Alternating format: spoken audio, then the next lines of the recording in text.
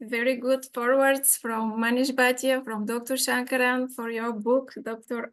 Shekhar Algundgi. So congratulations. Thanks a million. So looking forward to hear your lecture. Yes, can I start? Yes. Well, a very good morning, good afternoon, good evening to all the participants all over the world. It's a wonderful platform on this forum that we all coming back after a long time with a stressful, traumatic situations of COVID. And having said that, let us see what all are the latest developments that are happening post-COVID also. Since even till now, we are not yet settled to actually meet people in person. So I believe these webinars are a real good platform where we can really share all the developments and recent happenings in homeopathy. So I will be dealing with autoimmune diseases. And when we understand the autoimmune diseases, 9 out of 10 people have come to us as homeopaths as a last resort. They have already gone through a lot of modern medicines. They have gone through with all sorts of steroids, cortisones, everything. And with this real hopeless situation, with a mental state that will I ever get better? And the long-standing complaints that they're suffering from. So in a way, we are dealing with chronic diseases, where the time lapse is too big for a person to recollect all that has happened with him or her. Maybe on an emotional front, maybe on a family front, maybe on a financial front, maybe in any aspects. So the first and foremost aspect as a homeopath is to have a patient ear to listen to their problems. Because in that 1 hour of consultation or 45 minutes of consultation, it is difficult for a person to recollect all at a time what all has happened. Because he or she might not be aware about what all is going to be asked. So it is basically the spiritual touch that we are actually giving to the person. In this fast, busy, concrete world, there is hardly anybody to listen to anybody. We are always on the run. Work, work, work, work, work, work, work, come back home. Work, work, work, work, come back home. So the first and foremost is the observation. How the person is sitting, how the person is talking, the pace, the pitch, the volume, the rhythm of the talk. Listening to the person is another art. How do we actually patiently listen to the entire conversation as it is? What is it that the person is actually giving importance to? What is it that is actually stressing the person? And so, the time factor of that moment of consultation is purely on observation and listening to the entire conversation as it is. And based on the 84 paragraph of Organon, Hahnemann clearly says, where the physician sees, hears, and then remarks with other senses. What is it that this person is perceiving the situation? How does he perceive? And the idea about where is the problem? Who is the problem? Since how long is the problem? What is the person actually doing with the problem? What modifies the problem? What aggravates and what ameliorates the problem? All these are the factors that contribute for that individual to land up to such a gross pathological autoimmune disease. And of course, certain factors that the person is living with. So you are going to see a lot of compensation in these type of cases.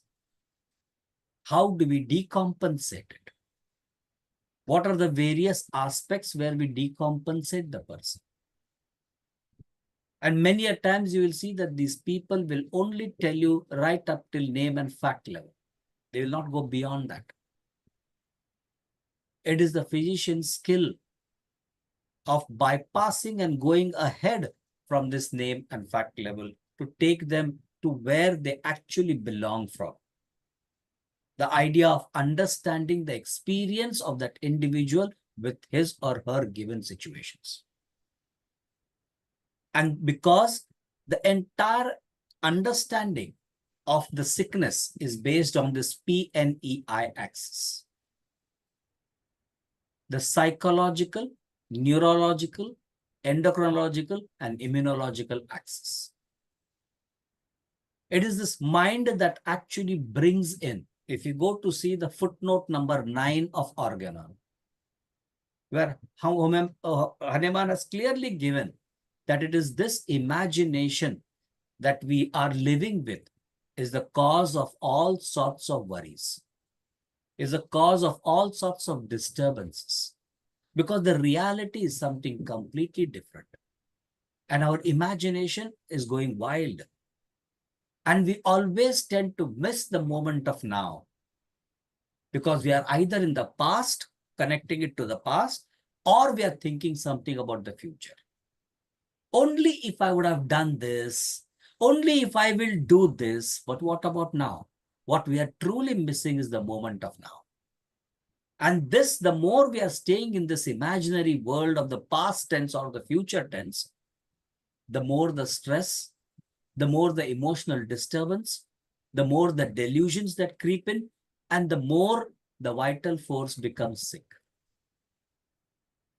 Because the vital force is not in a situation to enjoy the moment of now. It feels trapped. It feels confided. It feels limited, because it cannot express and experience both the moment of now. And we see many of them are lost in their completely different world. They're physically here, mentally they're somewhere. And they're trying to calculate about all those thoughts that are there, which is never happening. And then comes the idea, why me only? Why only I am suffering? Why others are so happy? What is wrong with me? Why God did this thing to me? All these are in a way your own delusions that you are trapped in. And thus begins the idea of developing the signs and symptoms.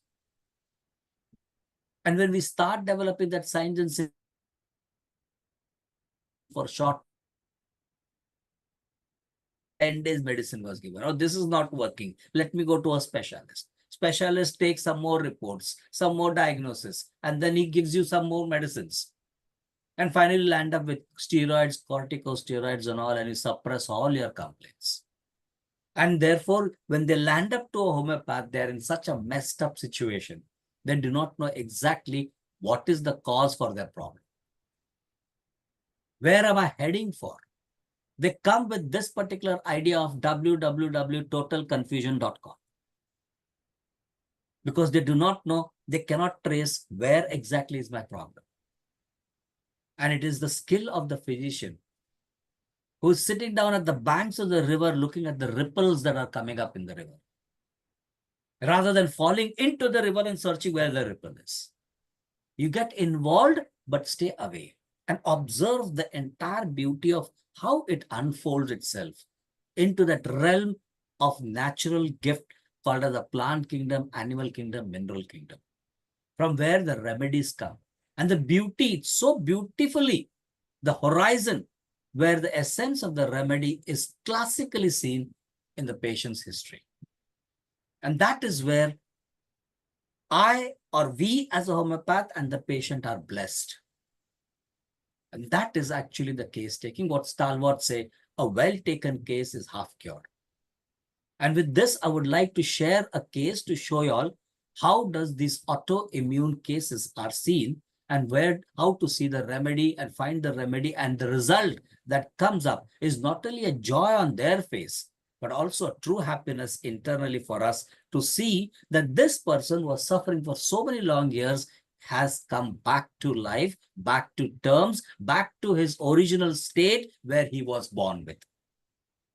That is what actually homeopathic essence is, right? So I'll show you a case so we can understand how it goes.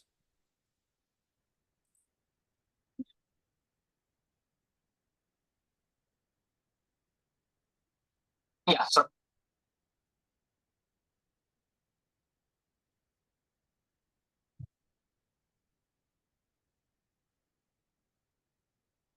all your problems.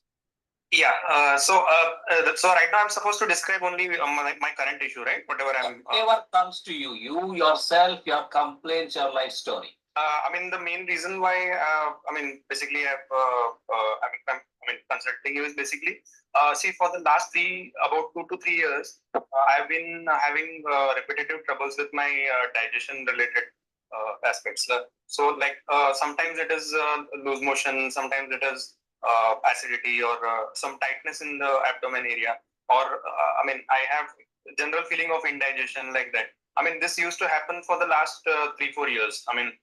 Maybe once in a month, once in a quarter, like that. The frequency and the intensity used to vary.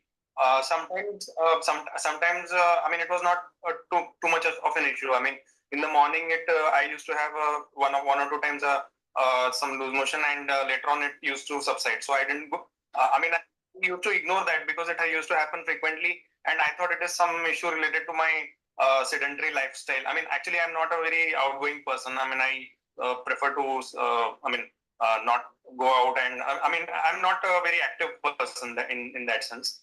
See how he's mentioning that I'm Sorry, very. Dr. Algundgi, sorry for interrupting. Can you talk slower because the interpreter cannot translate as quick as you talk? Okay. So here, if we are seeing, the person says that I am not an outgoing person. I am a very introverted person. I am not that active as an individual. So we just make a note of this issue. And even though my diet is good, I mean, I don't eat outside food much. I prefer home food only. But my timings are a little, used to be a little delayed. Like I used to have breakfast at 11, 12 like that, and lunch at 4 p.m. So it was a very active kind of a lifestyle. So now recently what happened is in November, that is 2 months ago, I again had this bout of tightness in my stomach and a lot of pain. Now I initially didn't go to didn't go to doctor or anything because I thought it was just a normal kind of thing which I have regularly. But the pain got increasing. For about 6 hours, the pain continuously got increased. And later on, I was not even able to pass my stool nor any gas, and not able to consume anything. I tried to drink something and vomit it out, but even that didn't work. So eventually I had to, the pain was unbearable at that point. So I had to go to the hospital, got admitted over there, and their initial x-rays, they showed a lot of gas in the abdomen area. He showed me the x-ray also. And the next, I was put on, I was not told not to eat or drink anything at that time. And the next day, the CT scans were conducted. They showed that there was some inflammation in the intestine. Doctor, should I share some reports or something with you that I have later? Okay. So the inflammation was indicated in the scans. Thereafter, I was put on a liquid. I was told not to eat or drink anything for the next couple of days for initial part. Then the diet was gradually brought to the normal level.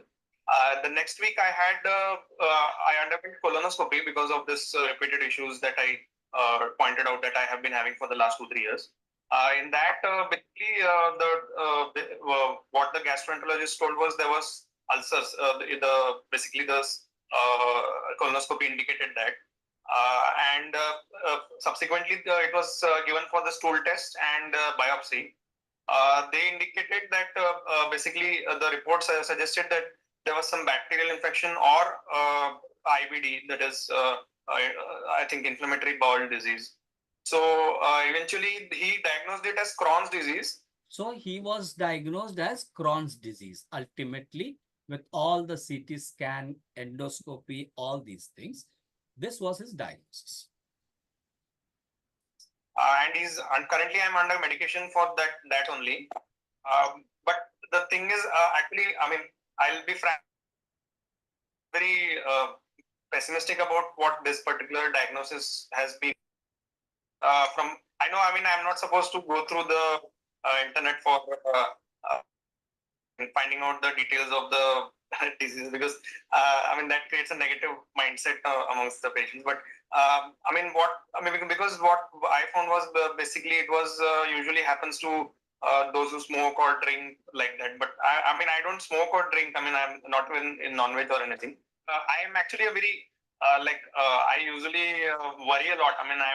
I mean, even for trivial petty things, sometimes I worry about that a lot and takes, I mean, a lot of tension for that. So, that has been one of my factors towards my,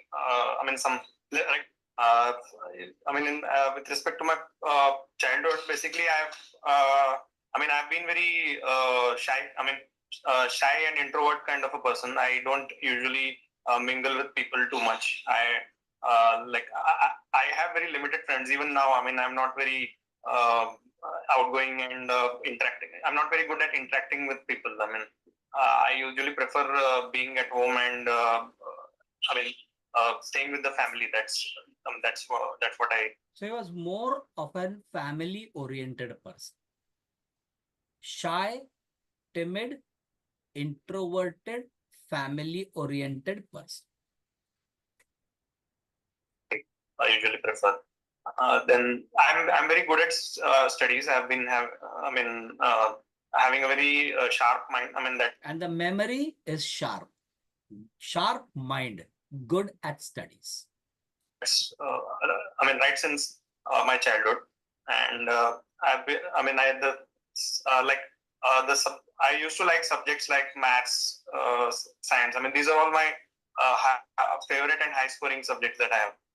And even after later on, like whenever there were competitive exams, whenever from the SSC, HSC, and thereafter, I mean, even for the graduation and post-graduation exams, I mean, all the. So all the exams, the pre-university exams, the university exams, during the schooling time, everywhere he was very good at his studies. All of them, I've been very good at them. I've been one of the toppers in all of them. But as far as the interactions go, like I find myself wanting in where I have to interact with people. I have to make social engagements with them, and have a proper network of people so that I can. That makes life easier. But I find very difficult doing all those things. So interacting with people, being with people, communicating with people, he finds it very difficult. And therefore, his behavior is what? His compensation is to be with the family, to be introvert. Even now, I mean, when I have to attend some meetings, I mean, in the some office-related meetings or something, I find sometimes if there are like the concerned people are different from whom I usually interact, I find it sometimes difficult to get connected to them immediately. So, I mean, that sometimes makes me a little, what you can say, I'm not able to speak out freely in such situations. Then, the main reason is my confidence level is very low. I mean, whenever a situation comes where I have to, I don't anticipate previously. I immediately lose my confidence at that point. I don't know what exactly to do. I get nervous at that point. So whenever I have to anticipate, whenever I have to talk to people, I really get nervous at that point of time. I'm not able to do anything in that moment of time. Start scratching my the skin beside my fingernails. I find difficult speaking also at that point. So even speaking at that point becomes difficult. So these are some of the traits that I can think of. My parents are very supportive. Like they've always been. They have never forced me to do anything. They're very like liberal kind of parents. They never force me to do anything, or they never ask. Like they never tell me that this thing is to be done like that. I'm always taken my decision on my own, so that I've always had that freedom and that kind of a relationship with my parents. And I prefer doing things in a perfect way, like doing things in a perfect way. That's what my preference is. Whatever things are there, I don't like to just do it just because of the just for the sake of doing it. I prefer doing it and completing it in a proper way. But if I find things are not in where they are supposed to be, or how they are supposed to be done, I get irritated a lot. I find myself, as I said, I'm low on confidence right since childhood. So because of that, my productivity also gets affected. What exactly? What sort of worries?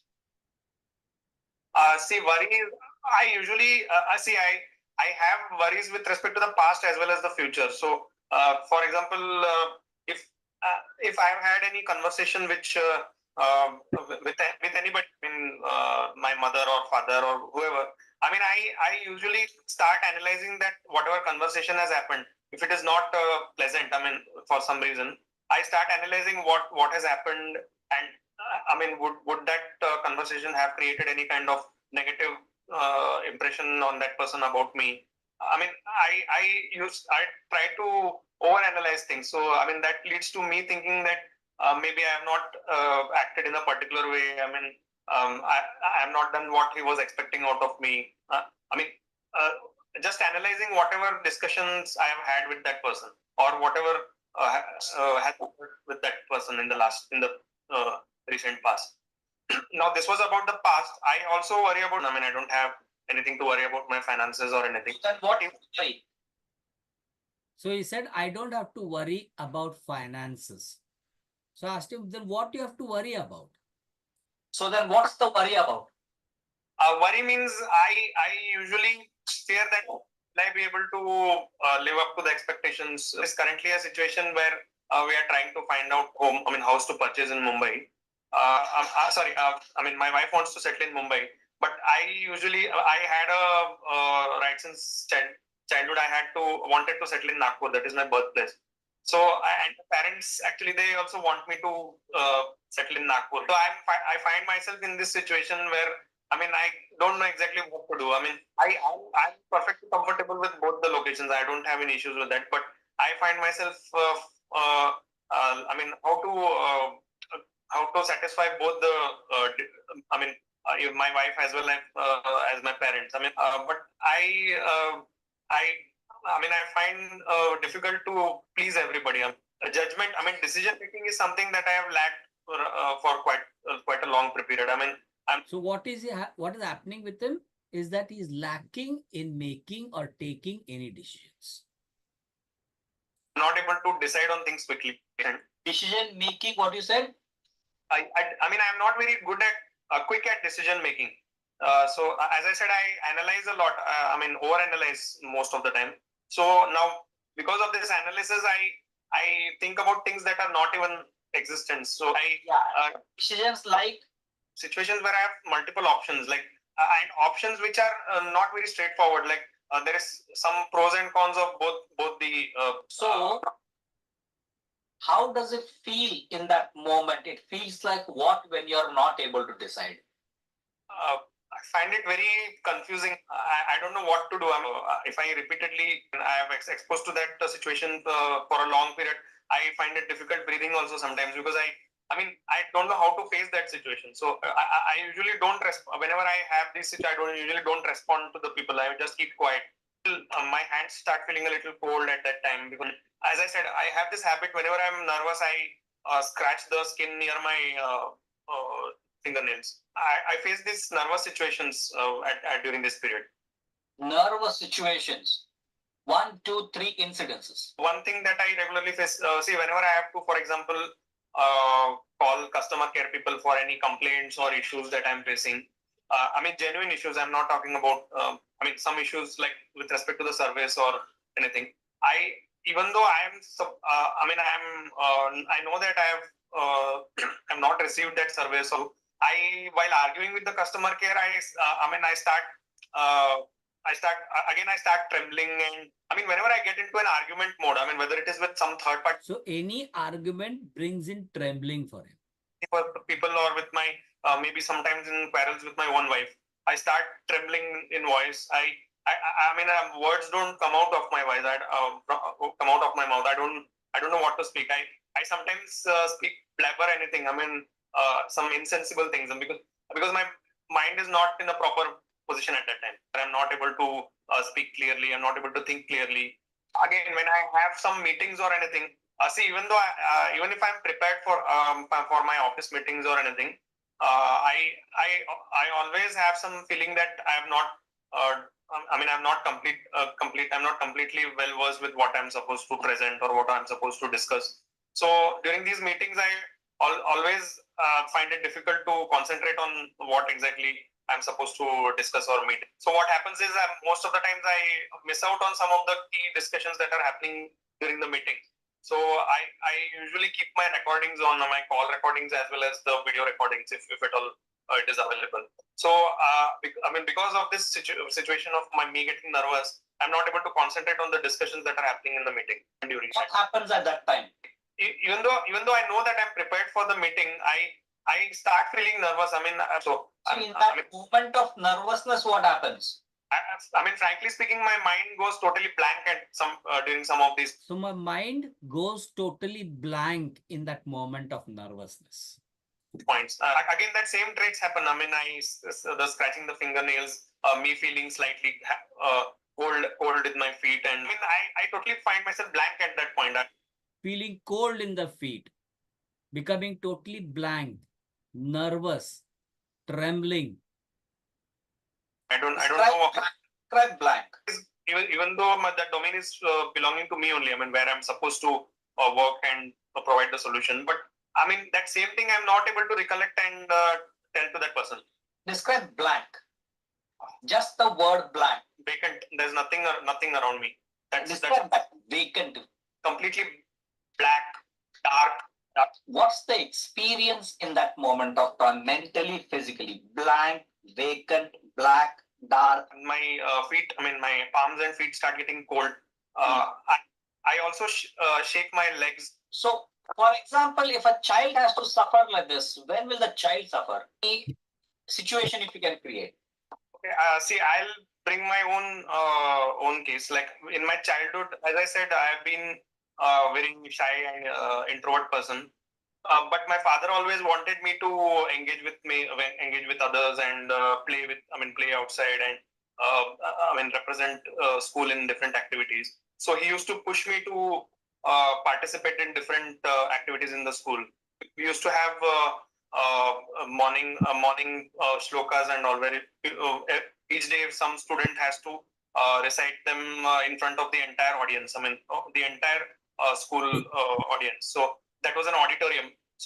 So in the auditorium also, when he has to recite, at most of the time he would be nervous. If he would make mistake, he would again become blank. Palms and soul would be cold. Hands would be trembling. And what others will think of me. I am so ashamed in that moment of time.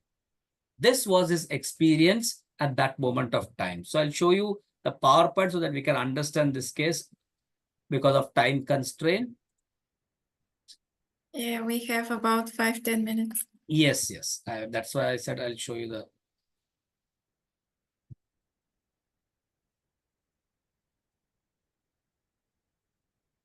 So can you all see the PowerPoint over here? Yes, we can. Yeah. Crohn's disease, male 35 years of age, and see the report that shows the diagnosis over there, Crohn's disease. Kingdom, theme of lacking and losing, theme of sustainability, endurance, structural issue. Do I have the endurance or not? Will I be able to face the situation? So this is the idea of the mineral kingdom, the idea of lacking and losing. As far as the row and column from the periodic table, the issue is image, identity, impression, fulfillment of people's expectation. What is others' opinion about me? It should be the right one. People should not have a wrong impression of me. This is row 3, which deals with image, identity, and all. Then I need to be perfectionist. Want to do things in a correct manner, so that no one should have a chance to criticize me. So it's all about image consciousness. This is column 10 of the periodic table. Then you have the source theme. I am a very perfectionist person. If I fail in a situation, then my image will get destroyed. Experience of nervousness, trembling, shaking, coldness, blankness, void, no ideas. Whenever exposed to people, delusion that all eyes are on me. This is what is the idea of silica. So the periodic table, 3rd row and the 10th column over here. The red circle one is the silica. And these are the rubrics taken. Note, rubrics considered for the repatriation are based on the details gathered from the entire case. Case history form, observation, and analysis. And if you see, look at this particular aspect, the smaller repertory sheet that is put down, you'll see Crohn's disease, 3 remedies cover, one of them is silica. And what Kent says in his lectures, mental state is peculiar. Patient lacks stamina. When the mind needs silica, it is in a state of weakness, embarrassment, dread, a state of yielding, a man in the habit of appearing in public. So this is the classical state of silica. So what was given to him was silica terra 200.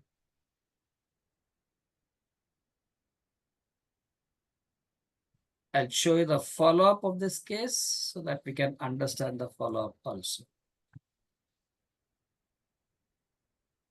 A short follow-up. So basically, sir, now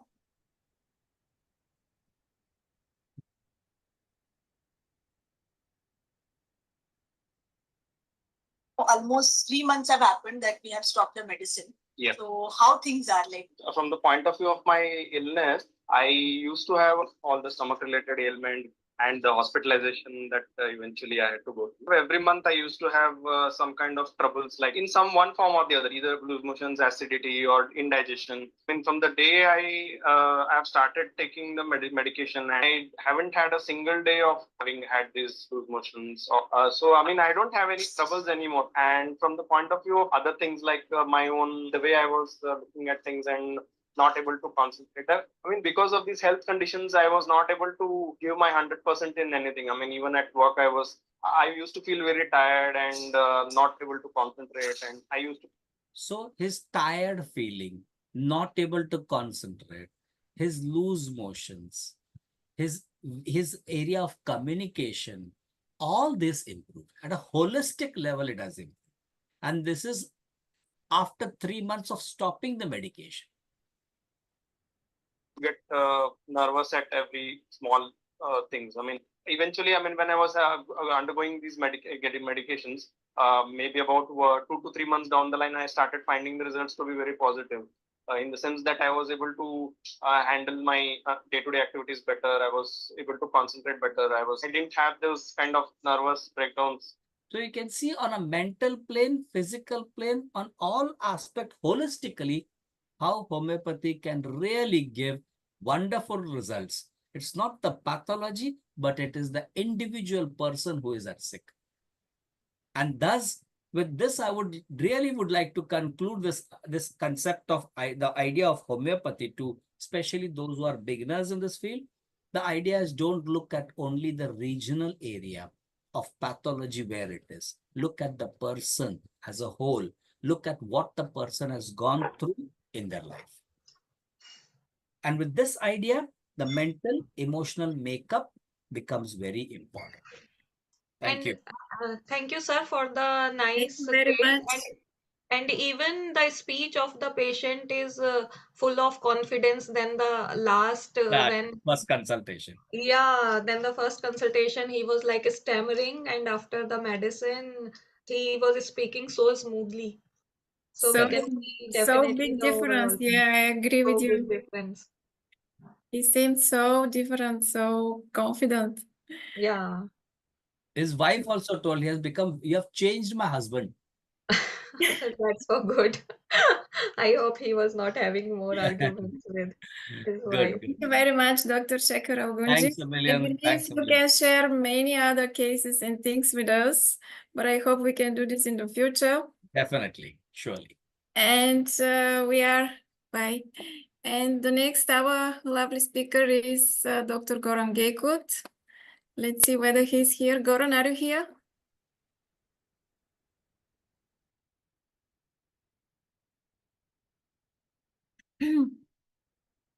Let me check.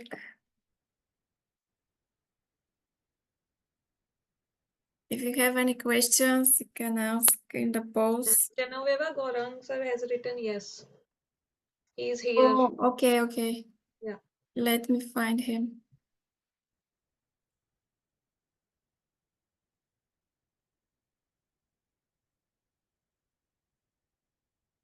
Yeah, I found you.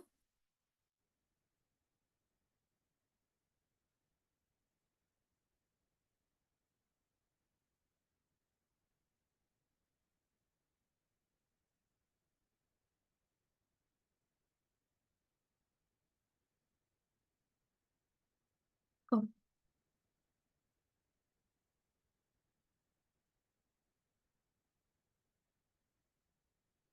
Goran, can you switch on the camera? Can you upload the presentation?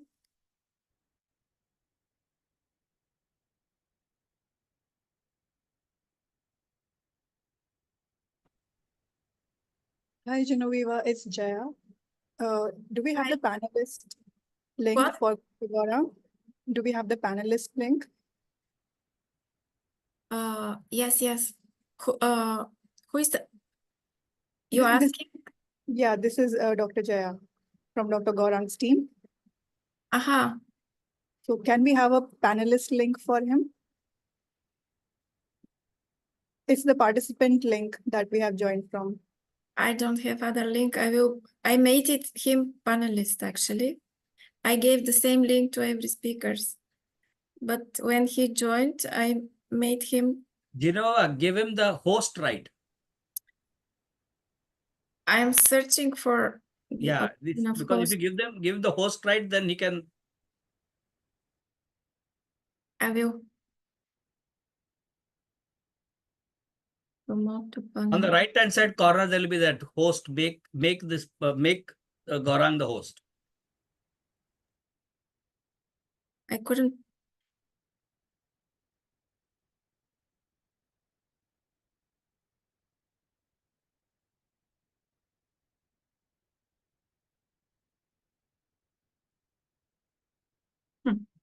Probably I have to unmute you of being host first. Yes, unmute him.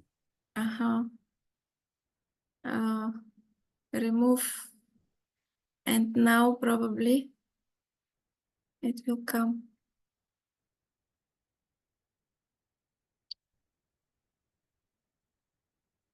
Again, it's not coming.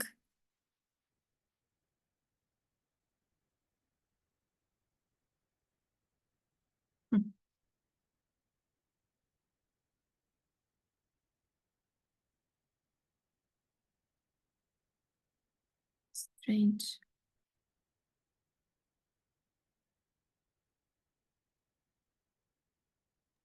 Дай му разрешение да бъде хост, за да може да сподели екрана. Той иначе няма да може да си сподели екрана. Да, ама не ми дава опция.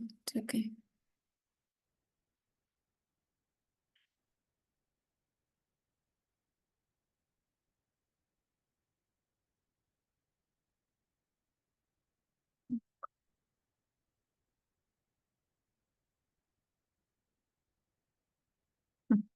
Genevieve, in that this thing, the participants, click over there, you will get panelist this thing.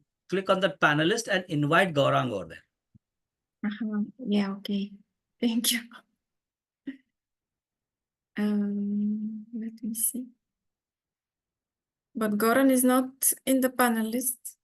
That's why he cannot join in as a panelist. In the panelist, you put invite him. Down there will be invite. Yes. Invite. Email. Copy invite link.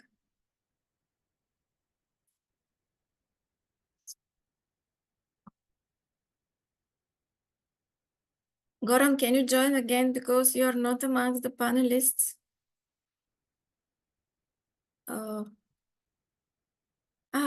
Wait, I found something.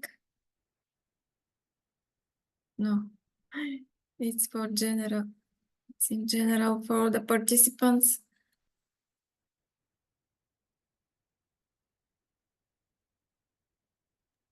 Gaurang, you leave and then again join in.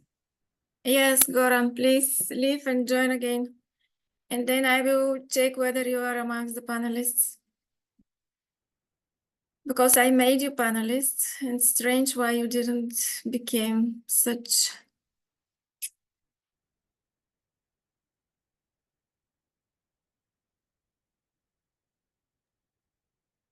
Try from that, na participants. Click on the participants down. And then the panelists, there are 7 panelists. Click on that. And then below there is invite. Click on that. I clicked many times. I will do this again. Attendees, Goran, allow to talk. And promote the panelists. And now he should have to be able. Can you hear me? Yes.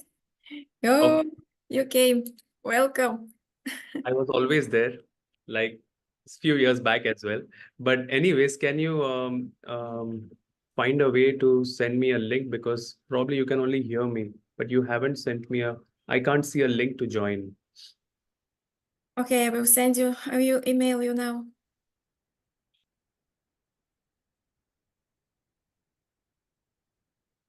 Let me see.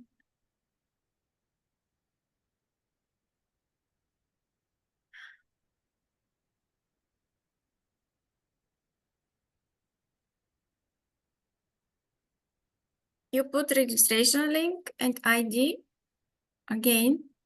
Yes, I did.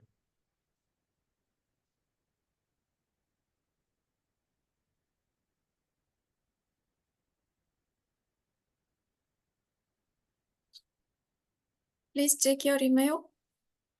Okay.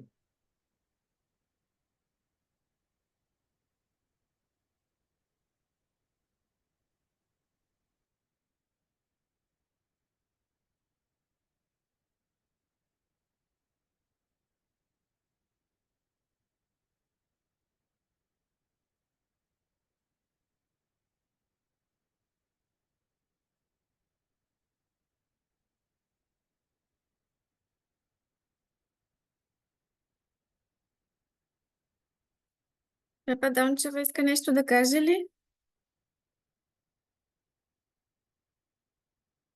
Можете ли да пишете в чата? Ако не ми пишете на имейла и ще ви включа.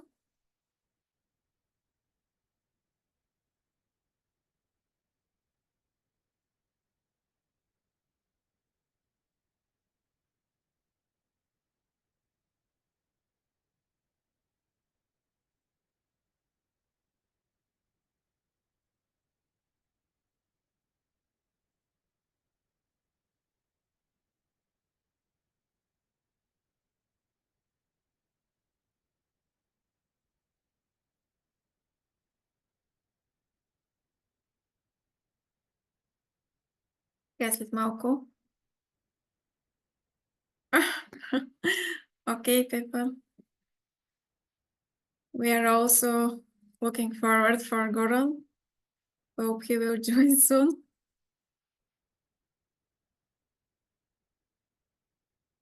Okay, he said I tried to join again.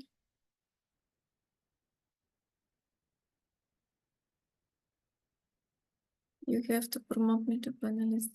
Okay. I will do so now, Gaurang. Just a second.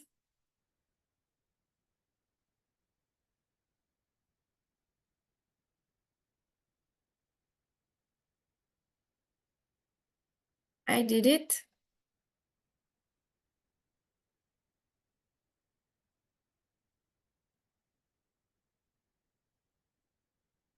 Yeah, it's working now.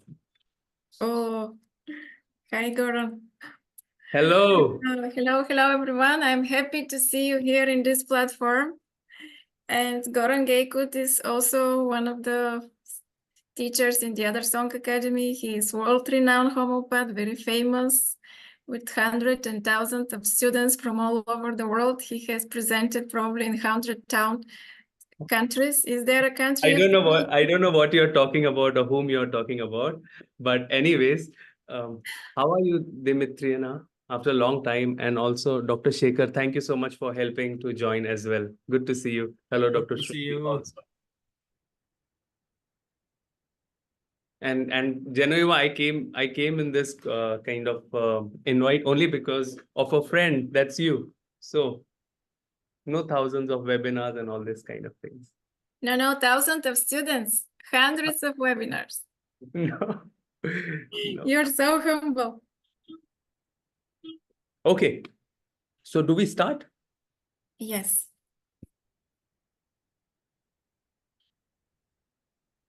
Okay. So Dr. Shekhar already discussed today about a very beautiful case. I could see some part of it, Dr. Shekhar, and it was so interesting. It was about a case of ulcerative colitis, and the way he could analyze it was so beautiful. And some of you may be listening to me for the first time. These are all my teachers because of whom I'm doing whatever I'm doing a little bit.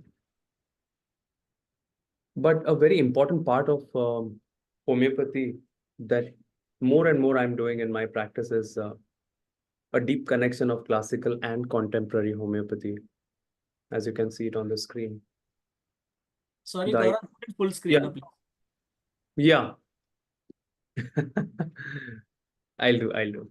So you can see that the idea of using the technique of Kent, Boger, Borick, Grimmer, Clark, Bonninghausen on one side, and a lot of newer ideas by our current generation of homeopaths, including Sholton, Massimo, Sankaran, Vijaykar, Vithulkas, and how we can use this classical and contemporary homeopathy together is something that I do more and more in today's times. And my topic for today, actually, which I plan to take is endometriosis. It's something very common in today's times. Endometriosis, as we know, is a disease in which the tissue lining, similar to uterus, is grown outside as well, around the pelvis, as you can see, around different parts of the female generative sphere. And as you already know that a large number of patients are coming for homeopathy with the state of endometriosis. They could have variety of symptoms, including pains during sexual intercourse, chronic pelvic pains, and majorly also infertility as well. There are so many treatments available in modern health. However, I'm going to talk more and more about homeopathic approach. This is also the topic for my new book that is on hormonal health and homeopathy, which should be published very soon, hopefully, and will be also translated in about 5 languages, hopefully very soon. So what is the approach that I use more and more? And these are all the main approaches that I use. One of the approaches is prescribing based on deeper miasmatic patterns, where we use a lot of nosodes, different types of nosodes, and anti-miasmatic. And when I say nosode, doesn't only mean a tuberculinum, a medorinum, or syphilinum, also bowel nosodes like psychotic compound, which is a very important bowel nosode in my practice also. A lot of sarcodes, sarcodes like folliculinum, ophorinum. Not only these, but I have also written a book on sarcodes and nosodes, and we have more than close to 40 to 50 sarcodes in homeopathy and the way we use it, including anterior pituitary, including recently Genoveva. I also used endometrium as a sarcode in an interesting case of a very obstinate endometriosis, and that really helps stimulate the patient to heal. And I'm so happy to tell you that she's conceiving now very soon. So it's a lot of flexible approach, a lot of out of box thinking as well.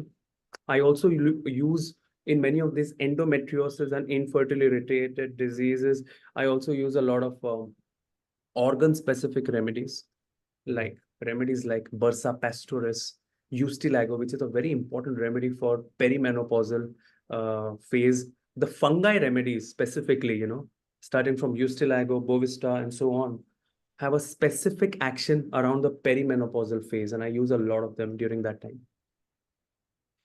Ophidia group of remedies have a specific action on the generative sphere, female generative sphere. Of course, the polycrest remedies, the typical indicated polycrest remedies. Never underestimate the power of calcarea carb, silica, sulfur, phosphorus. These are our absolutely important when indicated remedy. But I also want to talk to you about a lot of out-of-box remedies, including remedies like Aristolochia clematitis, including remedies like estrogen, which you can also use in tautopathic form. So more or less, we are using a kind of a multi-dimensional approach depending on the type of case. So let me start with sharing one of my cases. This is a case I saw a few years back, case of endometriosis with infertility in a 37-year-old lady. I saw this case in Southern America. And her reports, as you can see, had diagnostic impressions of deep endometriosis in different parts of the female generative sphere in December 2020. And this also shows the MRI, which also shows the similar kind of disease. So I've summarized the case because I know that we have limited time and we have the next guest waiting. And so I will try to summarize the case in short. So first of all, this patient wasn't opening so much. And that's also something very important for you to know, that not all patients will open up and describe the whole story and tell you all the details of the dream. There will be cases where patients are not able to express, they are at fact level, they are at name level, and that is why the importance of using artistic repertory and materia medica. So she says in her case history also that I'm trying to get pregnant since a few years and I've had endometriosis and very few eggs are remaining now. She also tried IVF without much help.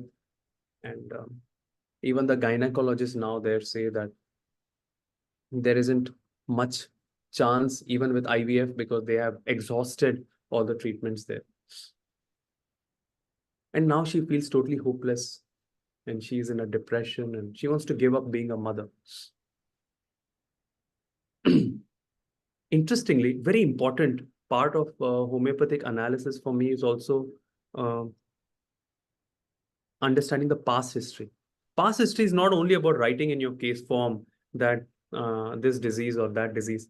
Past history explains you a lot about deeper miasmatic patterns.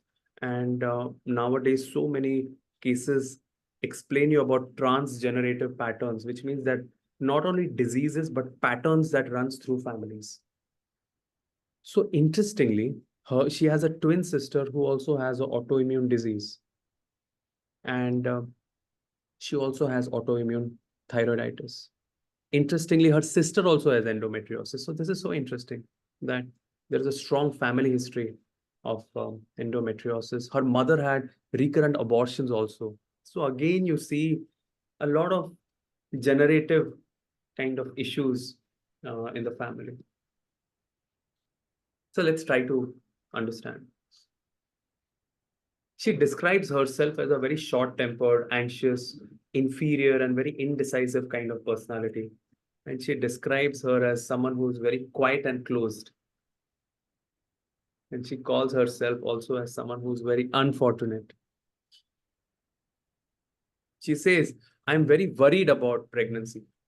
I don't know if I'm going to get pregnant or no.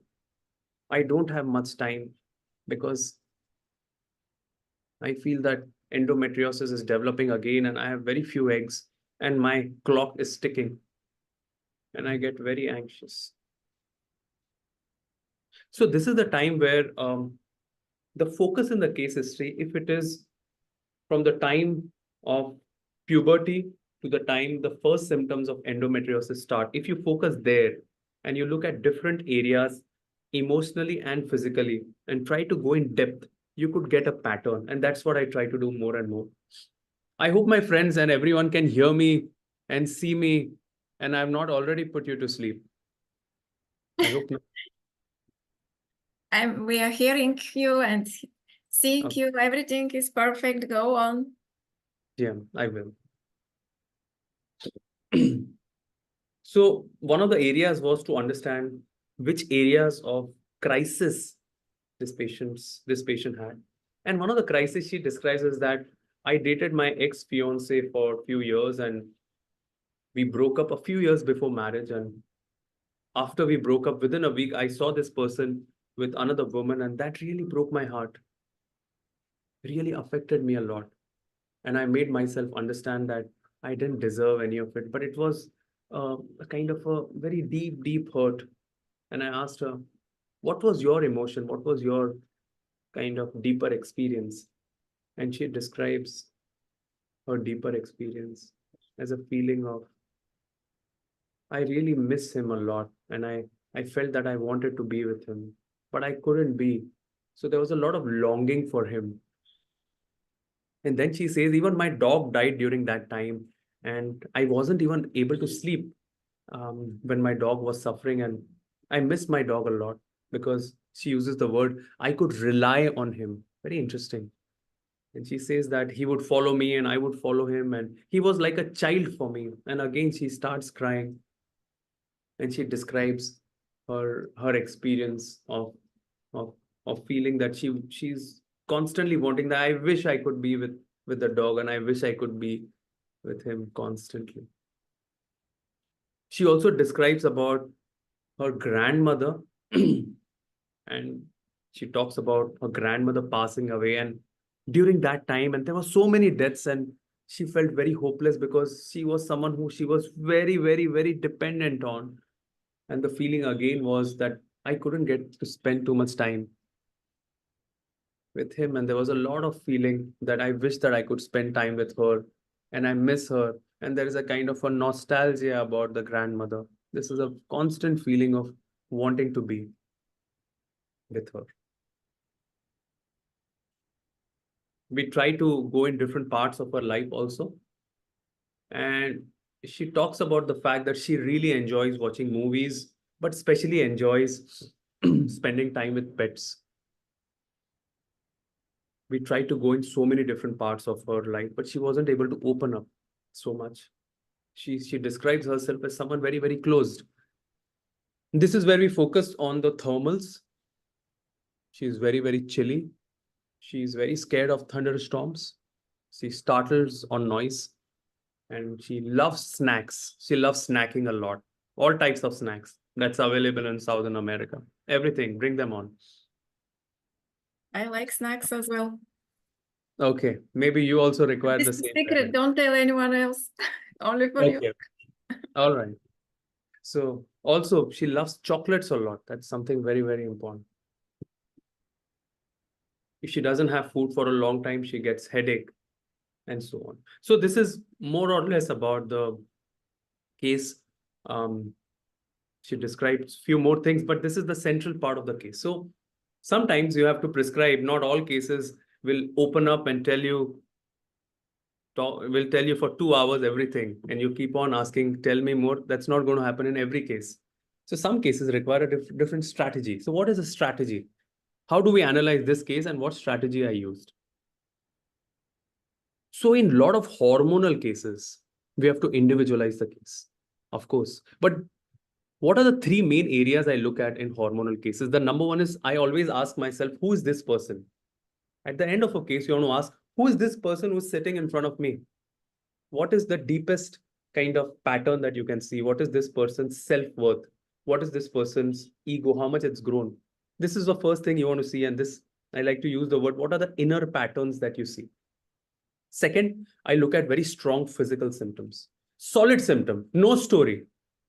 Okay, I give a lot of importance to solid symptoms because they are something that you can totally trust, totally depend on.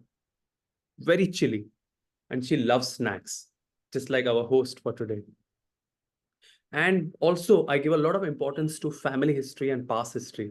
It's so important because someone who has taken a lot of, for example, hormonal treatment in the past, someone has taken a lot of estrogen hormonal treatment, replacement therapies, etc., etc. I also use tautopathic treatments, which means we can give the same medicine in homeopathic potentized doses. We can use estrogen in 30 potency to help remove the layer of toxicity. So these kind of out-of-box technique we use a lot. So in this case, let's come back. What is the main inner pattern? The word genius. What is the genius of the case? Boger used to use the word genius in his preface. What is a genius? So the situation with the boyfriend, her dog, her grandmother, what is a deeper experience? Missing them, nostalgia, someone I can rely on, someone I can depend on.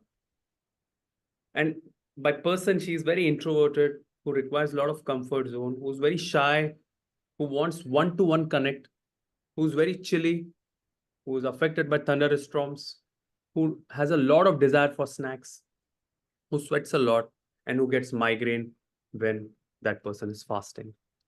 What is a deeper experience? Feeling of one-to-one connection with a person who they miss a lot. So this is the kind of case in short. So what do I do in this case? First, I want to tell you, in many complicated cases, I don't give the remedy. I don't directly give the indicated remedy. What I do, this is a very important strategy which I want to share with you, and hopefully our friends can also apply and share, is that I open the case with a SAR code. I open the case with a SAR code so that we can open the kind of a deeper hormonal block. And after that, I will give the deeper indicated remedy. So this is something that I do more and more now, especially in hormonal cases. So what did I do? And what is the deeper indicated remedy? The deeper indicated remedy is a remedy which is known for having a lot of snacks, which is a remedy for eating a lot of snacks, lot of craving for snacks. Let's have a look at the repertory.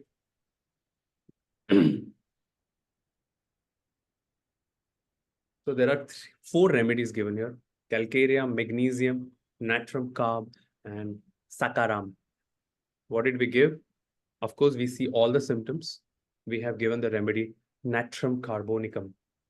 Natrum carbonicum has this very deep feeling of missing and wanting that deep connection, and this kind of nostalgia, this kind of missing, this kind of wanting, this kind of waiting for that particular person. I wish, my God, my God, my God. That feeling is very typical of natrum carbonicum. And you can see the rubrics here. And remember, natrum carb, I want to give you a kind of a small secret here. The 3 remedies which are most commonest remedies when all remedies fail and infertility in women's is natrum carb, borax, and medorinum. These 3 are the most frequently used remedy in my practice for infertility. And you can see all the other rubrics: the startling or noise, the fear of thunderstorm, the chilliness, the desires, and everything. And of course, you could see the whole state of natrum and carb here. So what did I do? But what prescription did I give? Which was the SAR code I used? The SAR code I used was folliculinum. This is the SAR code I use more and more. I gave folliculinum 30, 3 times a day for 2 days, wait for 2 days, followed by natrum carbonicum 1 mg, then LM2. And this is one more strategy which I use a lot, that during the phase of ovulation, 13, 14, 15 day, I give intercurrent folliculinum 30. This really stimulates the area of the ovary of the hormones to be in the best shape.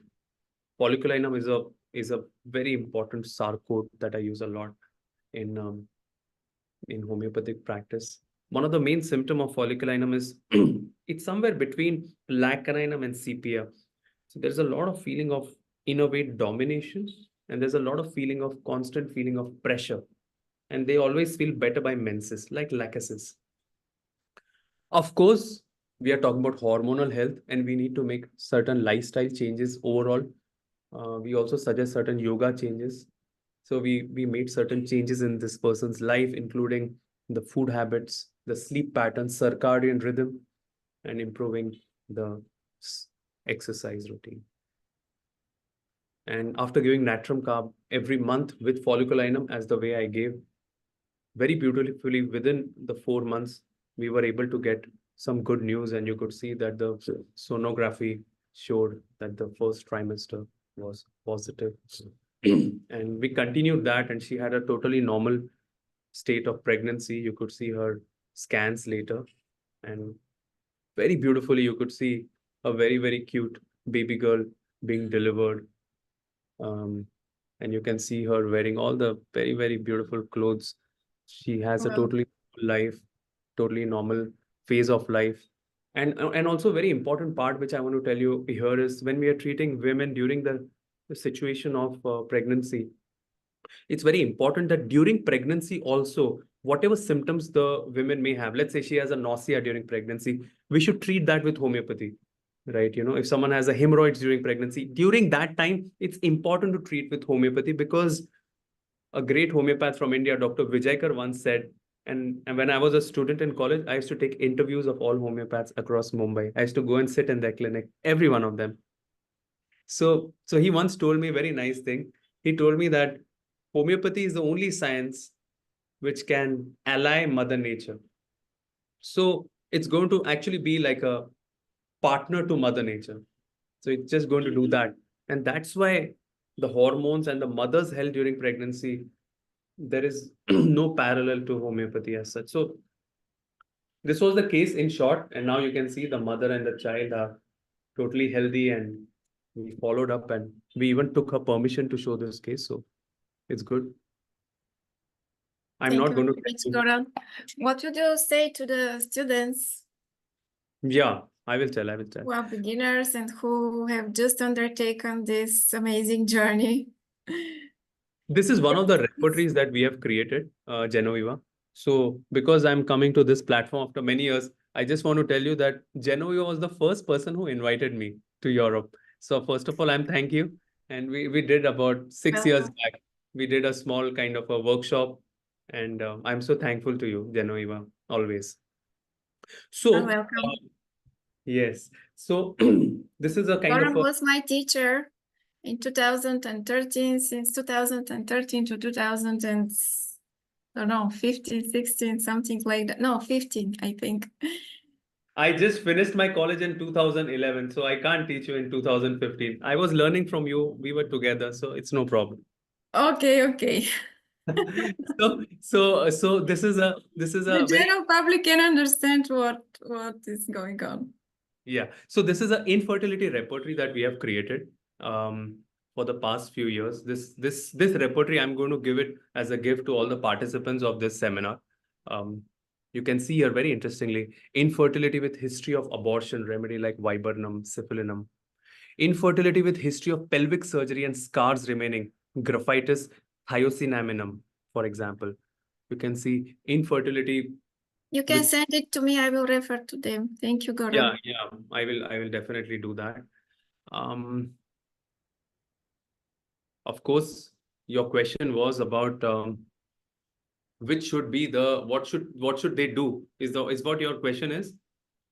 What would you tell to the students and patients in brief with one sentence? One What sentence. advice you can give the students first? It's not possible one sentence, and I'm not anyone to actually give you some advice or something like that, or anyone any advice. But I can only tell you that 2 or 3 things that might help you, maybe. One of them, of course, is associate with the right people. I think that is what I did in my life, and association with the right people, with kind of people who are kind of evolved and with whom you can grow. I think that is very important, what I understand. So association with the right people. Yes. A lot of self-study, and not only homeopathic self-study, but a lot of non-homeopathic books as well. And do a lot of cases, take a lot of cases and try to solve them. And take reference and take advices of other homeopaths about the same case. That's what I would do. But more important than that, I want to tell you, train. Do a lot of different workshops, internships, go to different clinics, learn. That is the only way, what I understand. If you want to really learn homeopathy, you can take a book and try to read it, but after some point, it's going to be a little difficult. Just before I end, I just want to just end with some of the books that I've written.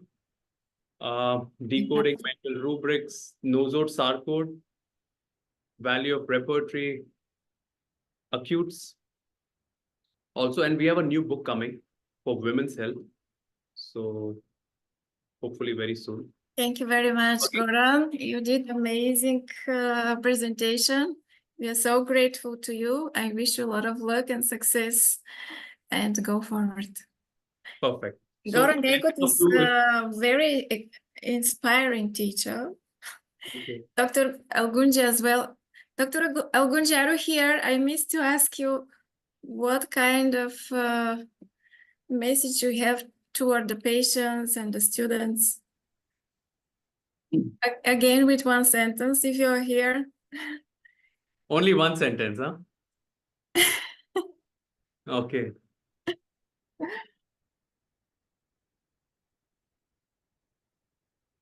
Just in short, don't accept me. Don't take it literally. Okay, probably Dr. Shekhar Algundgi didn't hear me. So the next speaker. Perfect. Genevieve, I'll see you again. I have to go to a Russian webinar. I have a Russian team waiting for me there. Oh, great, great. Thank you so much, and see you Thank again. you, thank you very much. Thank you. Bye. See you again. Bye bye. Let's see whether Joshi is here.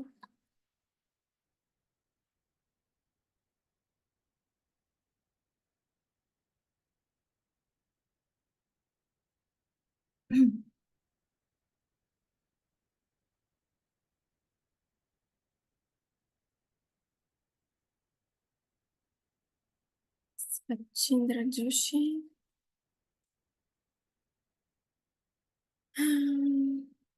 Dr. Shachindra Joshi is not here. Let me check. So Genoveva, I think the time is 4 o'clock.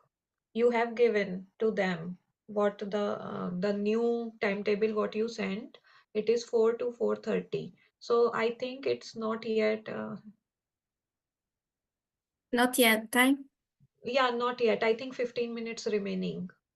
Oh, So okay. actually you wrote this time is for the coffee break. So I think we should meet in 15 minutes. At my place it is. Coffee break is 30 minutes, but okay. Yeah, Let's take coffee break for 15 minutes. We yes, and then I think flexible, he will come. and we will meet at 4 o'clock. Ще Yes. се видиме след 15 минути. Сега here is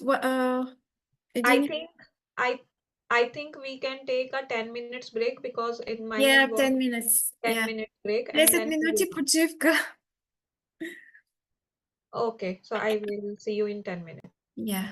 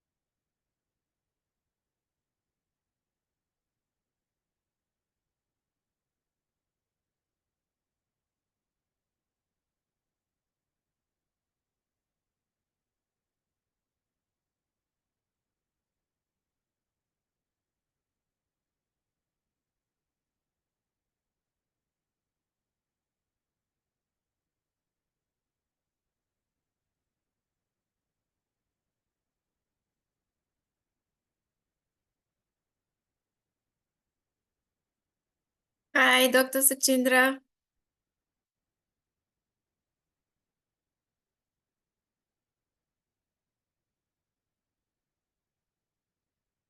Nice to see you. We are starting. Dr. Shachindra Joshi is here. Oh, hello, hello, hello. I'm so glad to see you. Good to see you after a long, long time. Yeah, after a long, long time. Dr. Shachindra Joshi is amazing homeopath. He's innovator as well. With 25 years of practice, he and his wife has created a new map system of homeopathy, which is unique and helps the beginners to spot the right remedy easier. And he is very skilled and able to penetrate to the complex cases in depth in the unique way. And they have conducted more than 100 seminars with his wife all over the world. They are loved all over the world, in Switzerland and Germany. They've been in Bulgaria in 2015. Yeah. I'm looking forward to Come see back. them again. And they've been in Russia, I think. What other countries have you been in? Except for Africa and Antarctica and South America, everywhere else. Africa and Antarctica. Except. Except. Okay. I'm so happy to see you here.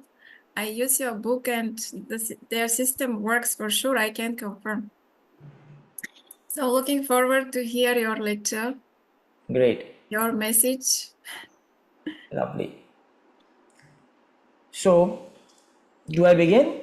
Yes, you can. Great. So, a big hello to everybody. I think I'm connecting with Genoveva for nearly after 8 years now. Yeah. Something like Uh, that. yeah, it's a long time and time just passes by and one doesn't realize how time has passed. We all have evolved, all have grown, all have done various things in homeopathy. Now, the beauty of our science is that it is based on a lovely philosophy. And that philosophy gives us all various windows, opportunities to explore and learn its application in day to day life. I mean, Hahnemann in his lifetime wrote about 5, 6, what do you call those? What are this book? Origin of Medicine, I'm sorry. He made those wonderful books. I'm sure had he been around now, he would have done maybe thousands because he was a clinician. He was a clinician who saw things in his practice. He was a clinician who was constantly improvising, innovating, learning in his work. And I believe he touched that in each one of us in some way or the other. And that has helped homeopathy to strive and grow the way it has all across the world. And Bhavish and I have been doing homeopathy for now, 25 years. We just completed our 25 years of our marriage.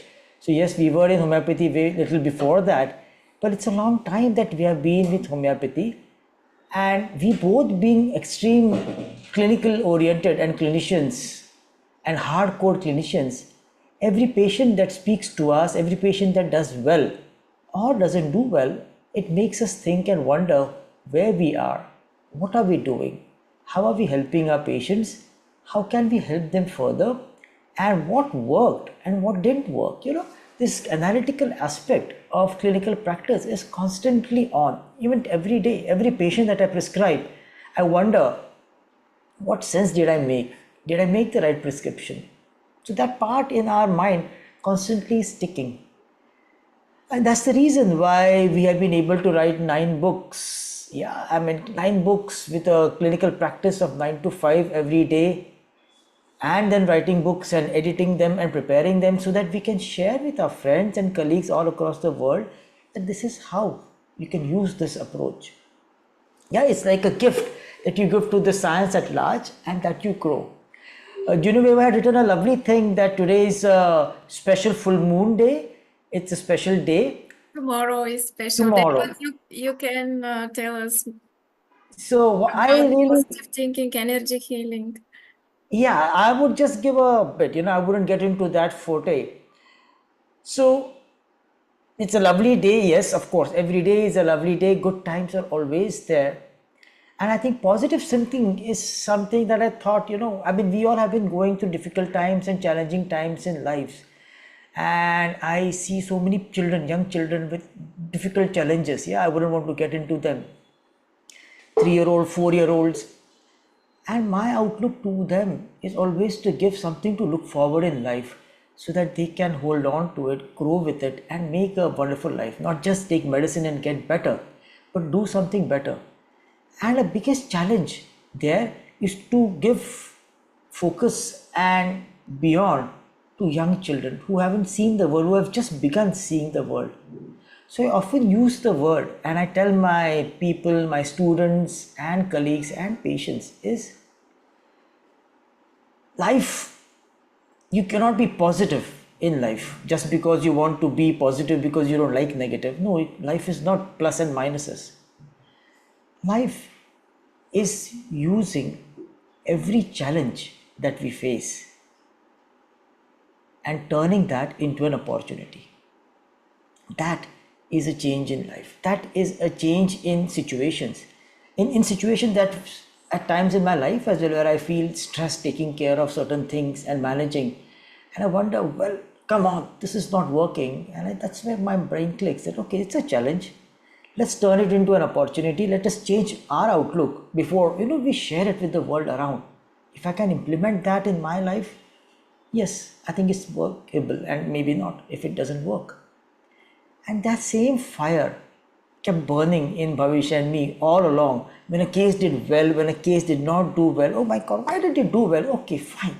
What happened? You look back, you learn, you study, and that's how you grow. So what happened about maybe 17, 18 years back?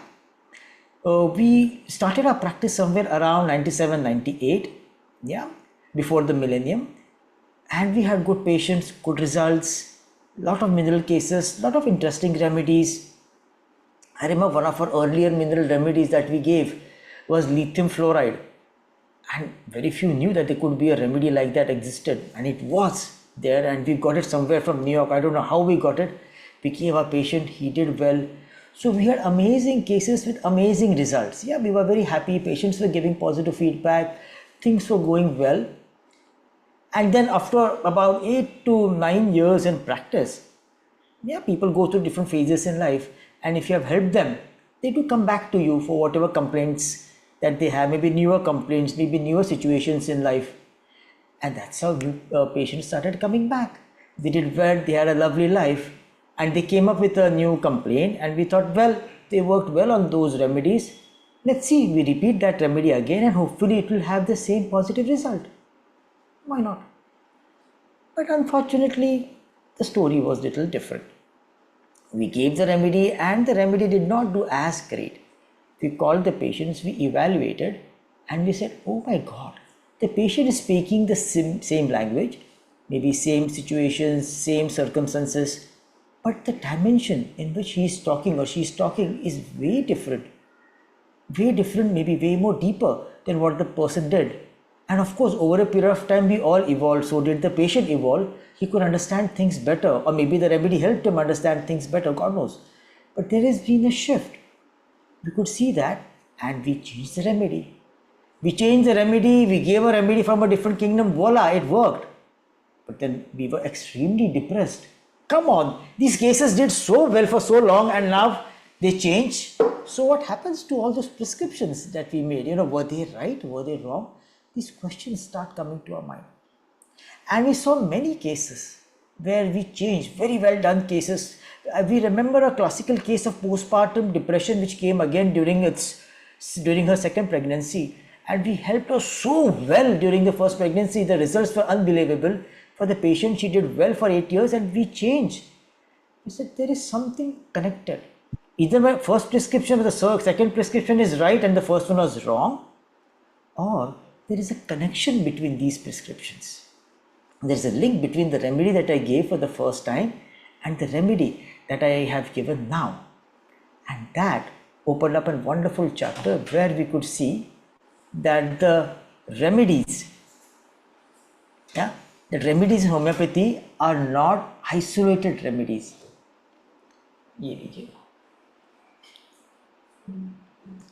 Remedies in homeopathy are not isolated. There is no isolated natramur and kalikab and lactaninum and lycoquinum. No, remedies are connected to each other. We all are a part of the ecosystem.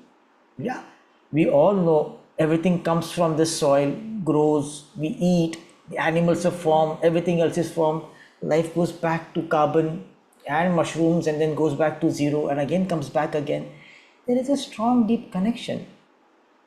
Remedies are connected, and we could see a certain pattern which connected certain group of remedies with another group of remedies, and we realized that, oh my god, there is a systematic pattern and a person can be given remedies from all three kingdoms very easily, and I believe all kingdoms possibly at the same time.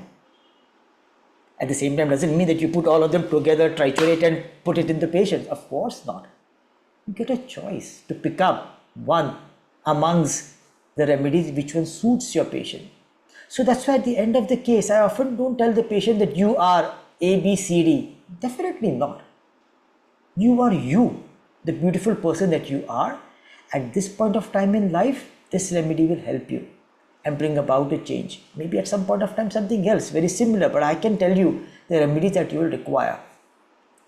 That open to this beautiful connection for Bhavisha and me between the minerals and the animals to begin with, and then the plants and the nosodes, the imponderables all put together.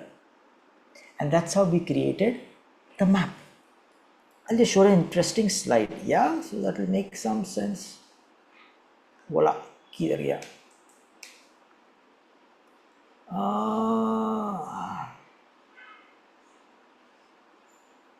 Just a sec, oh, where we are.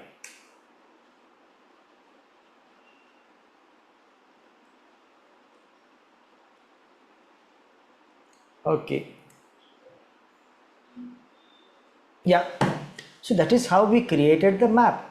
Genoveva, you will love this picture. That's the beach in Mumbai. I'm I'm nostalgic about this beach. Yeah, I and Bhavisha go to swim by the swimming pool, which is right. I can watch the sunset every day, sitting by the beach every day after a swim. I love the sight. Anyway, that's where these interesting thoughts come to our mind. But the first time these thoughts we presented was in a book. This quick book that we published about 13 years back, 12, 13 years ago, where we showed that all remedies, especially the animal kingdom remedies, can be placed on the grid of the periodic table on various levels and 18 columns. And that was an eye-opener where we could grade remedies based on their behavior in nature, just as how you grade remedies according to the periodic table, depending upon their atomic weight and atomic structure. That's how you can grade them. And the beauty is that you can make wonderful prescriptions. It is just like going to a photo studio and creating, or maybe to your studio if you are a painter, and selecting colors. You get the whole palette. A making of a palette is exactly breaking the same light. If you look at vital force as an energy, as a light beam, the palette helps you spread apart that beam into various sections and select which one is suited for your patient at that point of time and do good work. Yeah, that's where we realize that remedies can be grouped into various forms, into the vertebrates and the invertebrates primarily, because there are millions of remedies, and believe me, I am stupid. I cannot hold so many remedies in my brain. Yeah, I might remember a few hundred, maybe 1,000, but to strike the right one at that time may not always be possible. So why don't we prepare a system where we can systematically place all of them and see what best is needed to the patient and be with the patient rather than scramble your brain thinking, oh my God, which one do I give? Yeah, often homeopaths are more worried about what remedy to prescribe rather than what the patient is saying. Did I understand? Did I miss out? No. Break it up, classify them, understand your patient, select the remedy. That's what we did for the first time. That's when we saw that invertebrates, the cows, the bovids, all these various animals have got a unique behavior, and each unique behavior matches with a unique level of the periodic system, and not with one case but 10, 15, 100 cases. My goodness, you name a case in our practice, you pull it out. I was just getting rid of our papers, and I don't know how many thousand papers that we got rid of because we tried to the clinic because we are running short of space. And some old cases that we saw, and we saw that, oh my God, these remedies are so well connected. The map was always there. Bhavish and I always insist that the connections that we are sharing now, or what we share always for the last few years, these connections were always there. We got the opportunity to explore them, put them together, and share them with the world at large. Yeah. So that's how we prepare the grid of the periodic table, where all remedies can be divided from level 1 to level 7, and between column number 8, 1, column number 18. So on this grid, you can place every animal or any substance on this gradation just as the elements, and you can find these correlationships and make a successful prescription. So I'll share a case. Yeah, so maybe a case will make things interesting. Stop share. All right. What do I share? Yeah. For the case. And this is very important. Case Don't is think about the remedy, but try to understand the patient. absolutely. I always tell my students that your remedy is there. It is sitting across the table. It's a matter of time before it starts speaking. Rather, more than start speaking, you understand what is being spoken. The remedy is speaking. I don't understand because I'm stupid. But it's time. Within no time, you'll be able to understand that, follow that, and make sense, and then you can help people. The amount of time people now come to us, people come with their children. They say that you were my physician, and that tells me that I'm getting bloody old. I feel a little sad. They say that you were my doctor, I did so well, and I want my son or my daughter to be treated by you. Or I want my nephew to be treated by you because I want him to be under your care. You see that how time helps people, because that is the best thing, a healing touch. And that is what happens. You let the patient talk, understand, of course the remedy will come out. So this patient is very unique, yeah.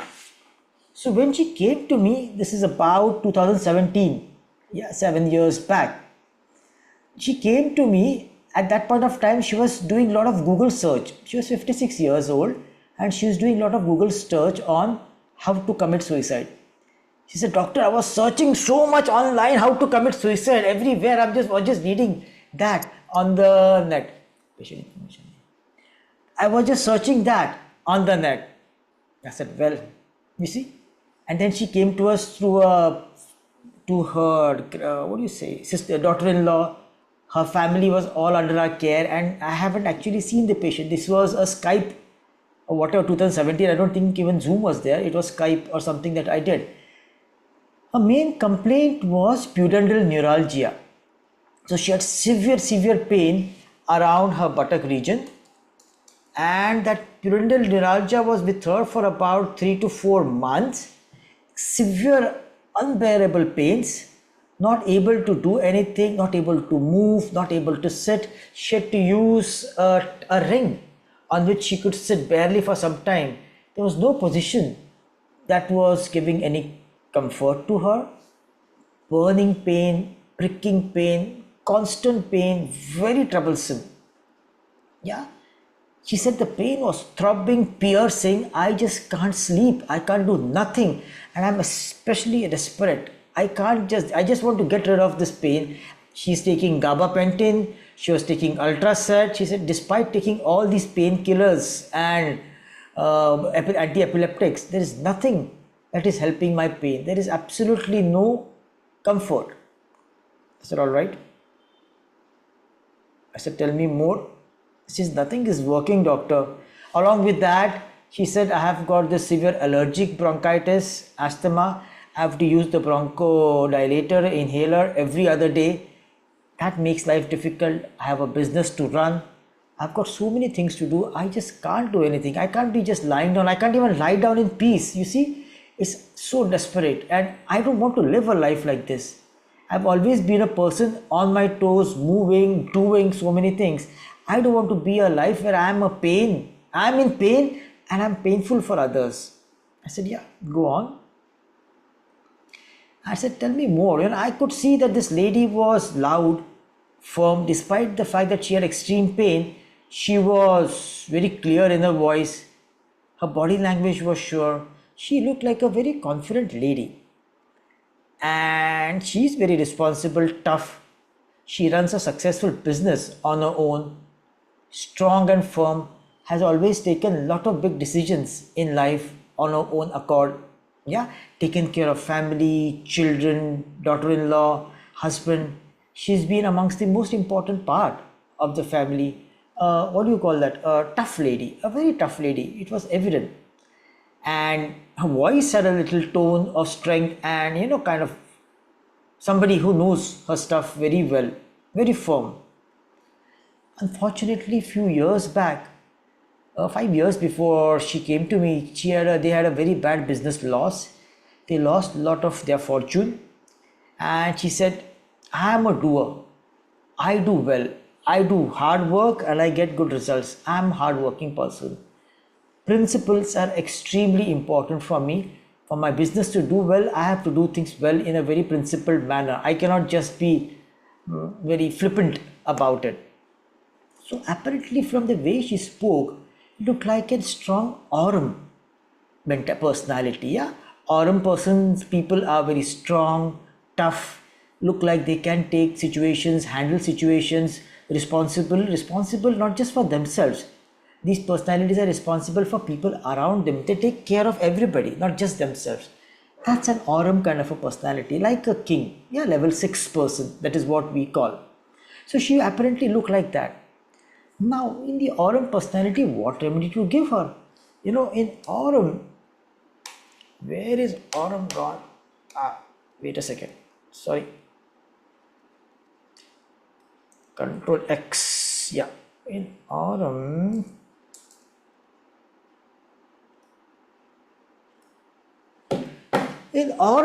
personality, Aurum low or the level 6, you've got so many wonderful remedies. Aurum, platina, mercury, iridium, osmium, rhenium. What kind of a remedy to give? Everybody who is such tough and strong, you end up giving them Aurum, or maybe tiger, or maybe lion, because maybe they speak about that. Maybe not. Let us think more. So what did I do? I said, tell me more about yourself. Simple. I'm stupid. So I asked, tell me more. And her tone was very authoritative. And she says, well, you see, doctor, I am not just responsible for the business. I am extremely responsible to and committed to my principles. I would never do anything that is against my ethics, that is against ethics of society, or something that will cause harm to people around. I am absolutely very clear about that. I have a big workforce that works under me, and I ensure that everybody is well taken care of. I will love to do things ethically, that is correct. Though I might have a loss, I'll ensure that people around me do well. At the same time, family is extremely important. I'll always work in favor of my family. My family, that includes my children, my daughter-in-law, my grandchildren, my husband. I ensure that everybody is well taken care of. Their problems, they all come together. We all come together. They all come to me, they talk to me, they ask me, and then we try to solve the problems. Few years back, we had a huge loss. My husband took some wrong decisions, as a result of which we lost a lot of money.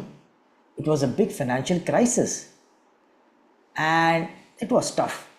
I had to put everything that I had at stake, raise the money, maybe, mortgage nearly everything that I had to raise the money and eventually start this business. And this business that I've done is single-handedly with my children, my family. We all are together in this task.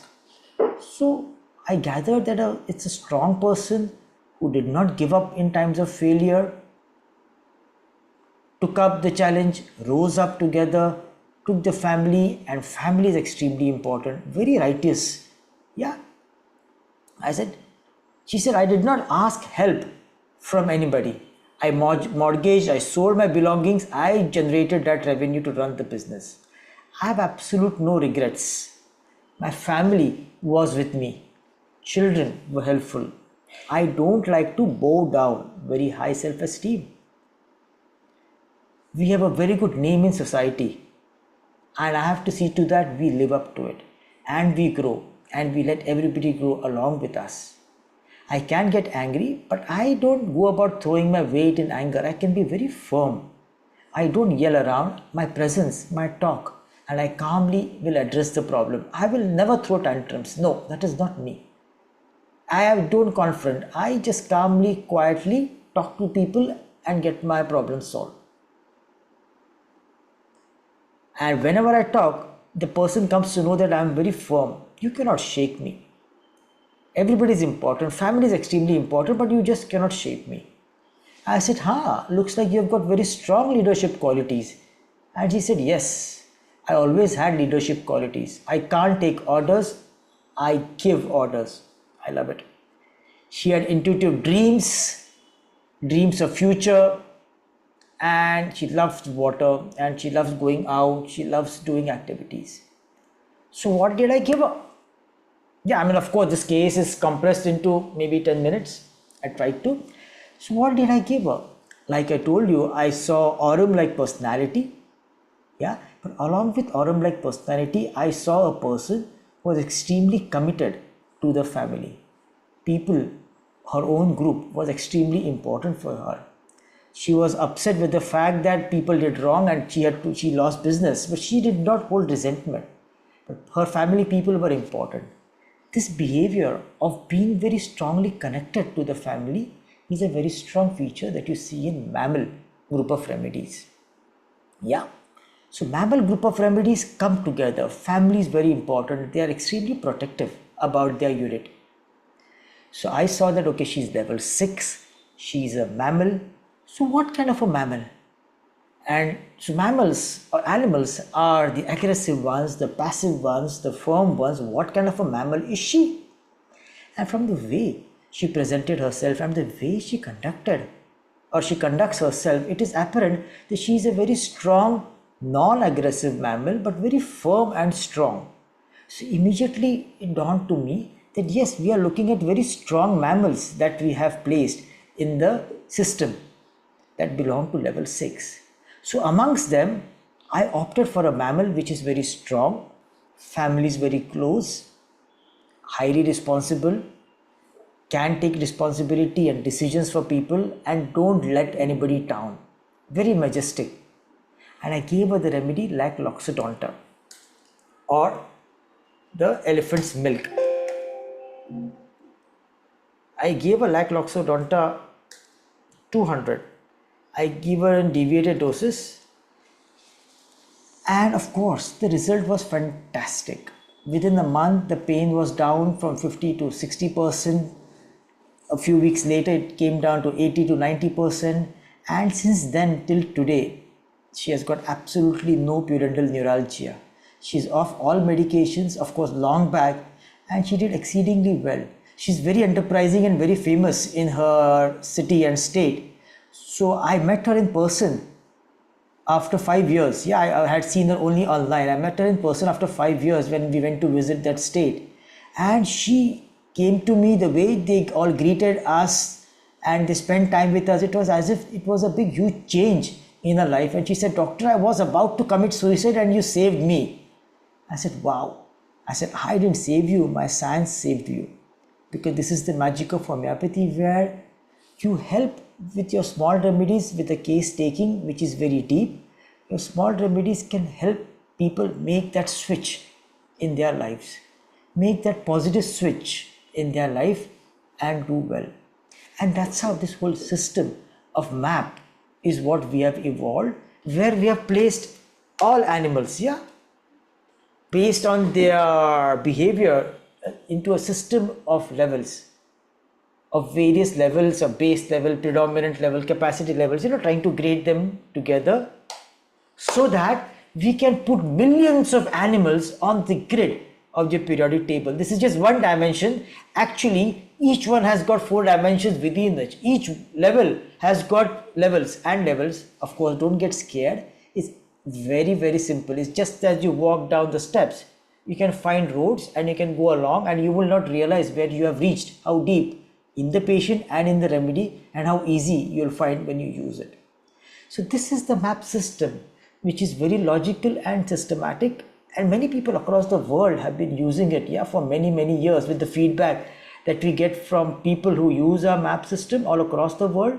The results that people get is brilliant, and that is extremely satisfying. What is satisfying for Bhavisha and me is not what we are able to help, is what people whom we share our work with, when they are able to help people and gain and grow, that is far more satisfying than maybe me showing a fantastic case. No, that's okay. We want people to grow. We want everybody who uses the system, who uses homeopathy, to succeed and grow and flourish and do brilliantly well. So use every system that you have, every approach that you get as a feather to your cap, and use that feather judiciously, responsibly, to ensure that you help your patients. So lately, at the moment, I'm working on this fish in homeopathy, and I realized the fish are too many. I tried to make sense. We have been working on the fish, trying to give them some logical numbers, logical concepts for the past 3 years. Since 2020, maybe a little before COVID, we started working, and we went in more and more into the amazing world. And finally, we have made some good sense that, okay, this is how we can use fish remedies. This is how the essence of a fish group is. And yes, the results have been speaking with us, with our friends and everybody. It's not just, I want to swim in the water, hence a fish. No, there's far more to it. You might miss out. Those people definitely need it, but you might miss out so many others who can be high and dry on land. So use the system. Join us maybe online. Maybe you can listen to our lectures. There are so many free lectures. Watch them online. Equip yourself. And maybe join us in Berlin online. If you guys wish, you're excited enough to learn more about it, welcome. Dr. Shachindra Joshi invited us in October to join online webinar in Berlin. Yes. It is 3 days seminar, but we can join for the fishes, for example, because this is really very exciting topic. It's very rare, and we can't find such kind of information anywhere else. So I will write to you more about this. Of course. Thank you very much, Dr. Shachindra Joshi. Thank you. It was an amazing presentation. I'm so excited about your work and looking forward to see you soon again. Same to you. And wish you luck in your work. With one sentence, just what would you say to the students? Not in terms of studying. It's clear that they have to study, they have to be persistent, they have to go everywhere on every seminar.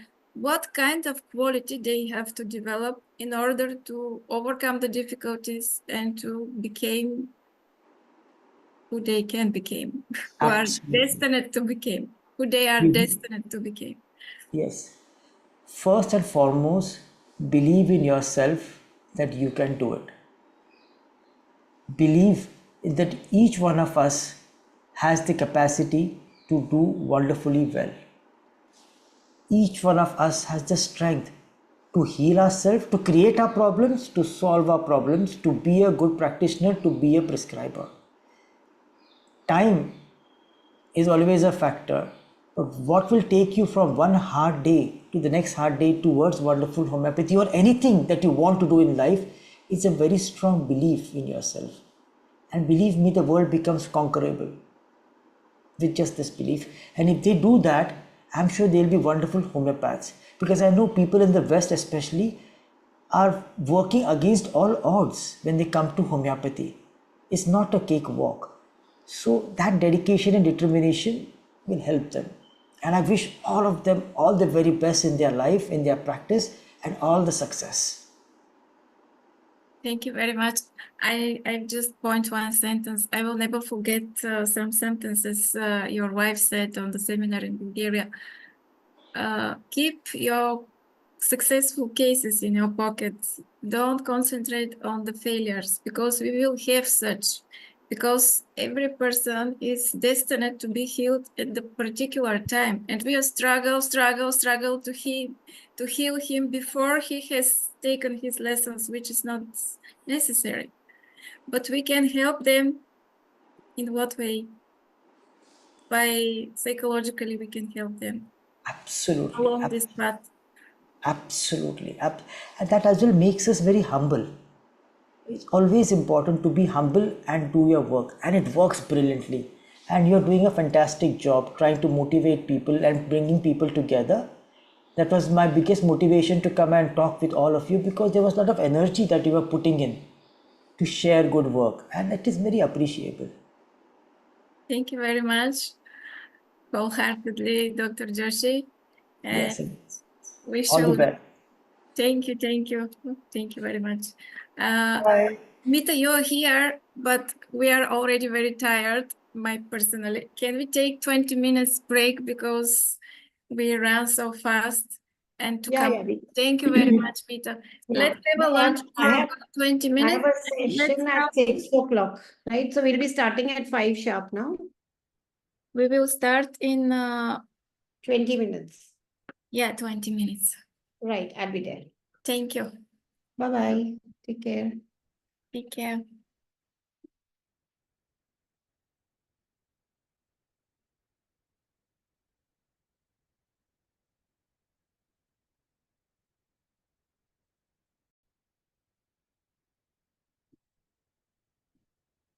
Meeta, are you here? Yes, I'm here. Nice. Hello. Hi. Hello. Hello, how are you, everyone? To see you here, Meeta. Meeta is one of my first colleagues with whom we started this initiative in Homeopathy in Aquarius era in 2020. Thank you, Meeta, that you came. Yeah, thank you for calling. It's always a pleasure being here. If I can say a few words for you. Yes, sure. Meeta has 30 years of practice. She is also teacher in the other Song Academy and very skilled. He combines sensation method, classic approach, and Dr. Mahesh Gandhi's evolutionary approach. So looking forward to hear your presentation. Thank you. Thank you, everyone, for joining.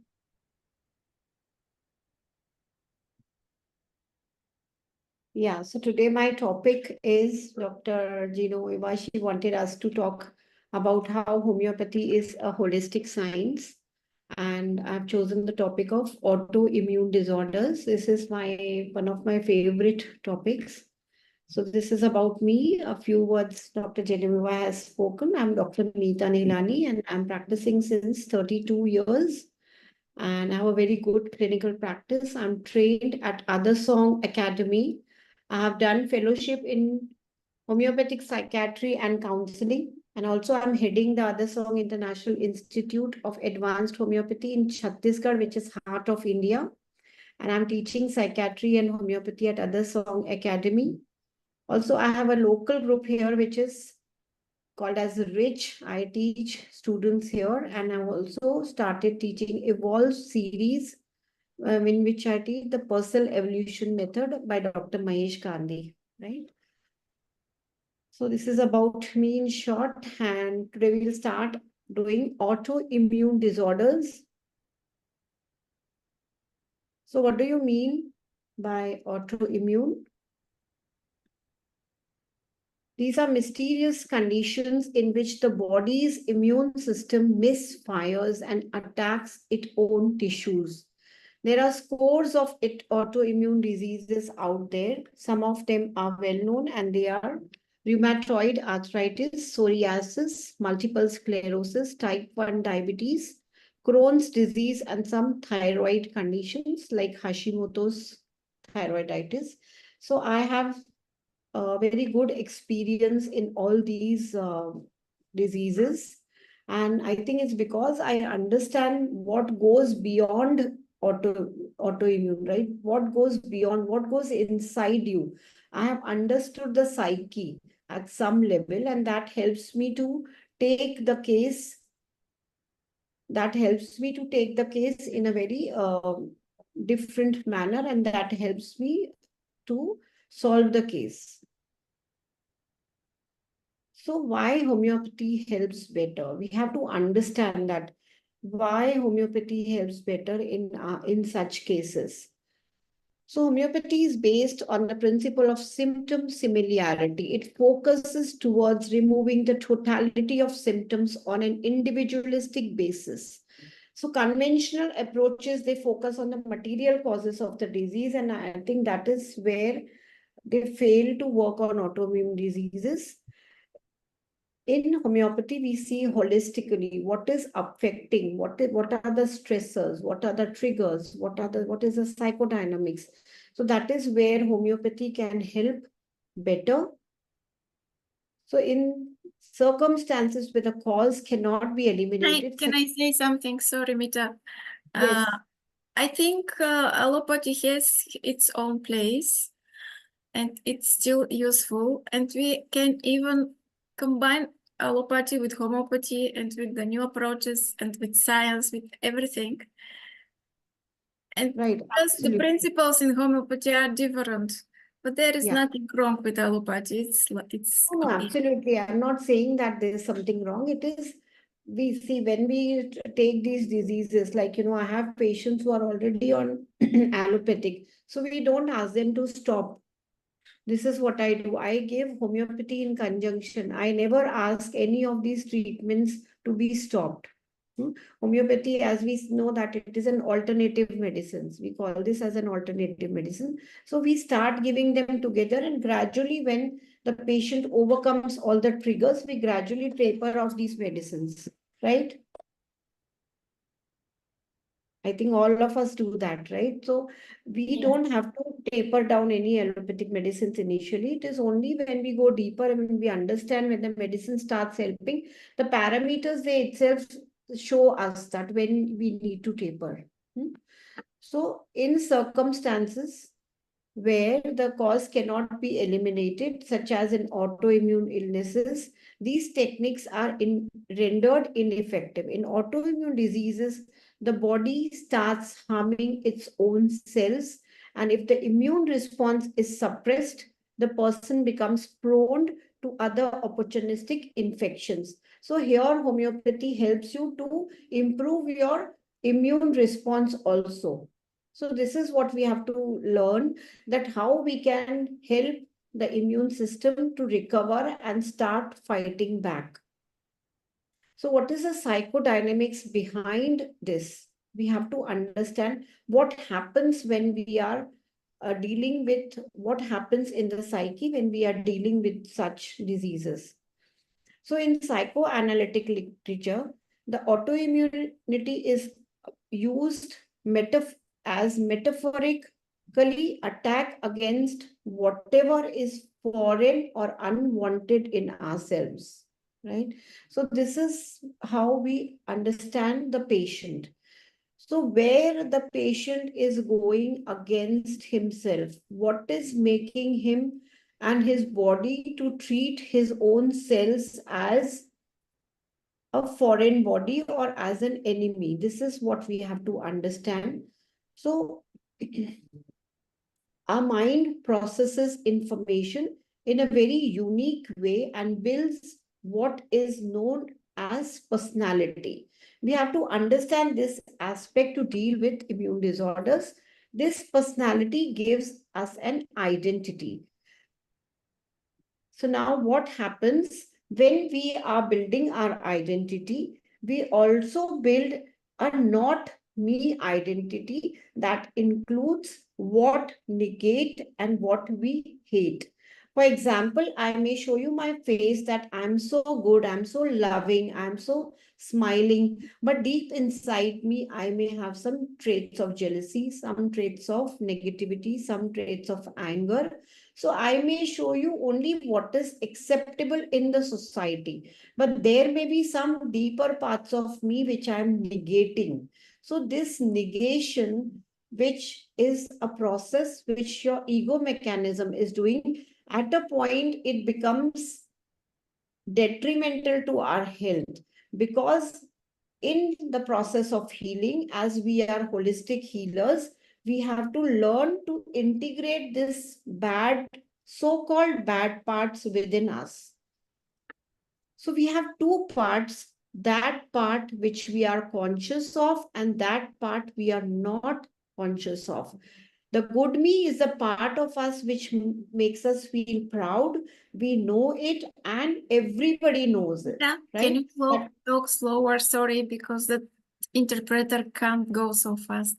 Okay, thank you. So Yeah. if there are any queries, you can put it in the chat box also. And if there is any message, we can take it further. And thank you for telling me that I have to go a bit slow. Right. So I'll just talk about this. We'll go again, we'll behind.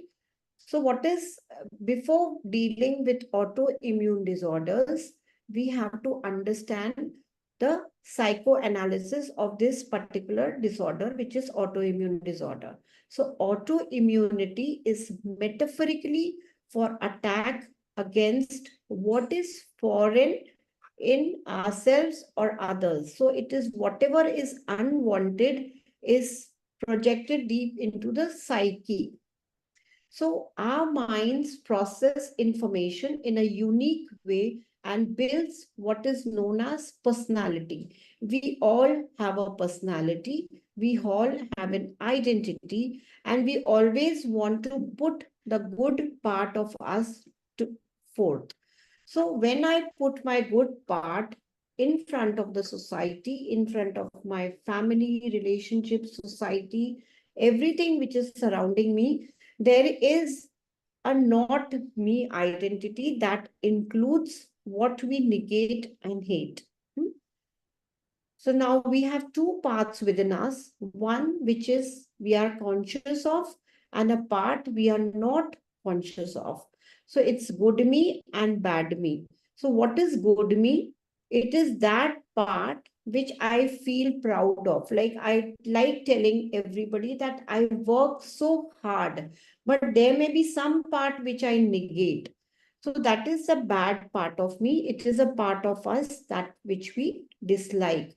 But we are nevertheless aware of, like I am aware that I'm lazy. We know the bad part, but nobody else knows about that part. Now, one is not me. So one is good me, one is bad me, and one is not me. So not me is that part of the body which is totally unacceptable to me. It is pushed in our unconscious mind by a mental defense mechanism of repression.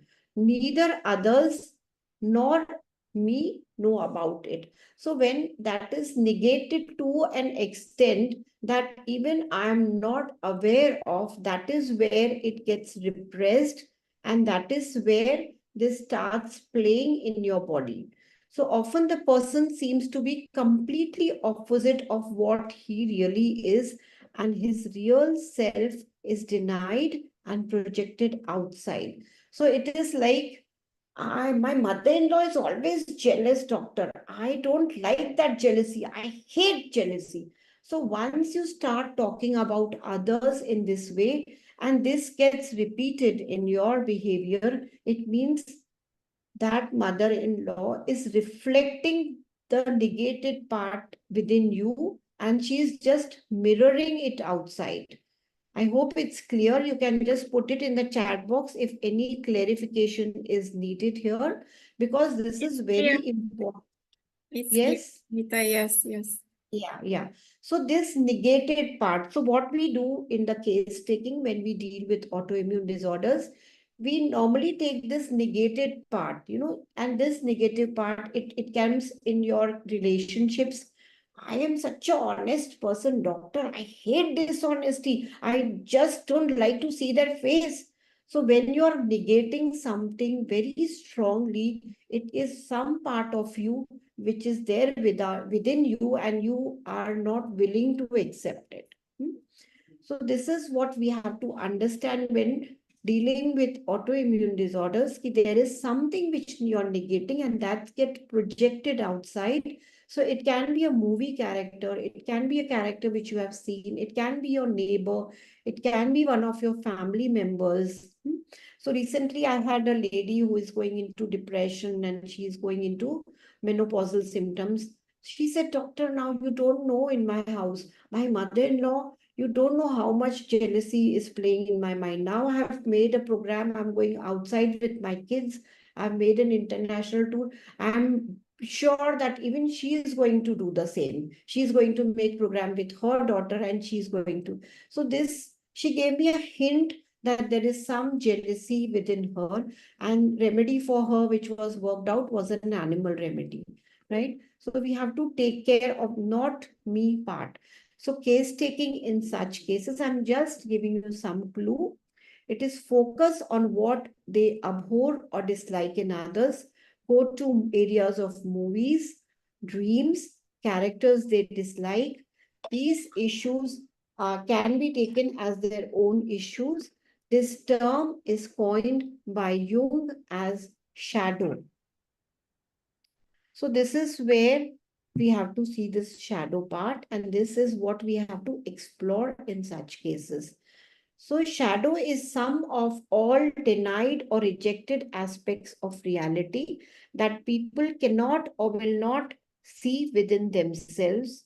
Wherever we hate, whatever we hate in this world is whatever we hate in ourselves.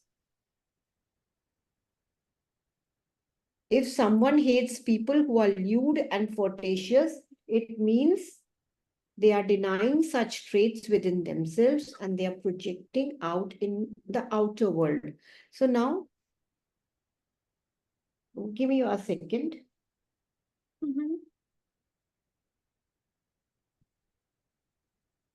So if someone hates people who are lewd and flirtatious, it means they are denying such traits within themselves and projecting it onto the outside world. So recently I'm working with a patient. She's a 16-year-old girl and she loves the movie 50 Shades of Grey. She says, and she's doing the same. The moment her parents are out of home, she'll call her boyfriends in and she is into that BDSM. She will go for all sorts of perverted sexual measures. But the way she comes and tells me, she does the same herself.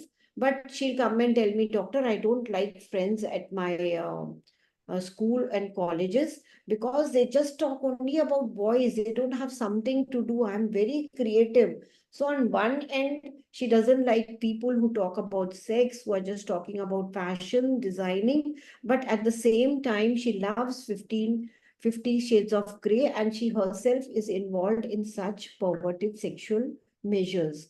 So this is where we can see, and this girl, she has these suicidal tendencies.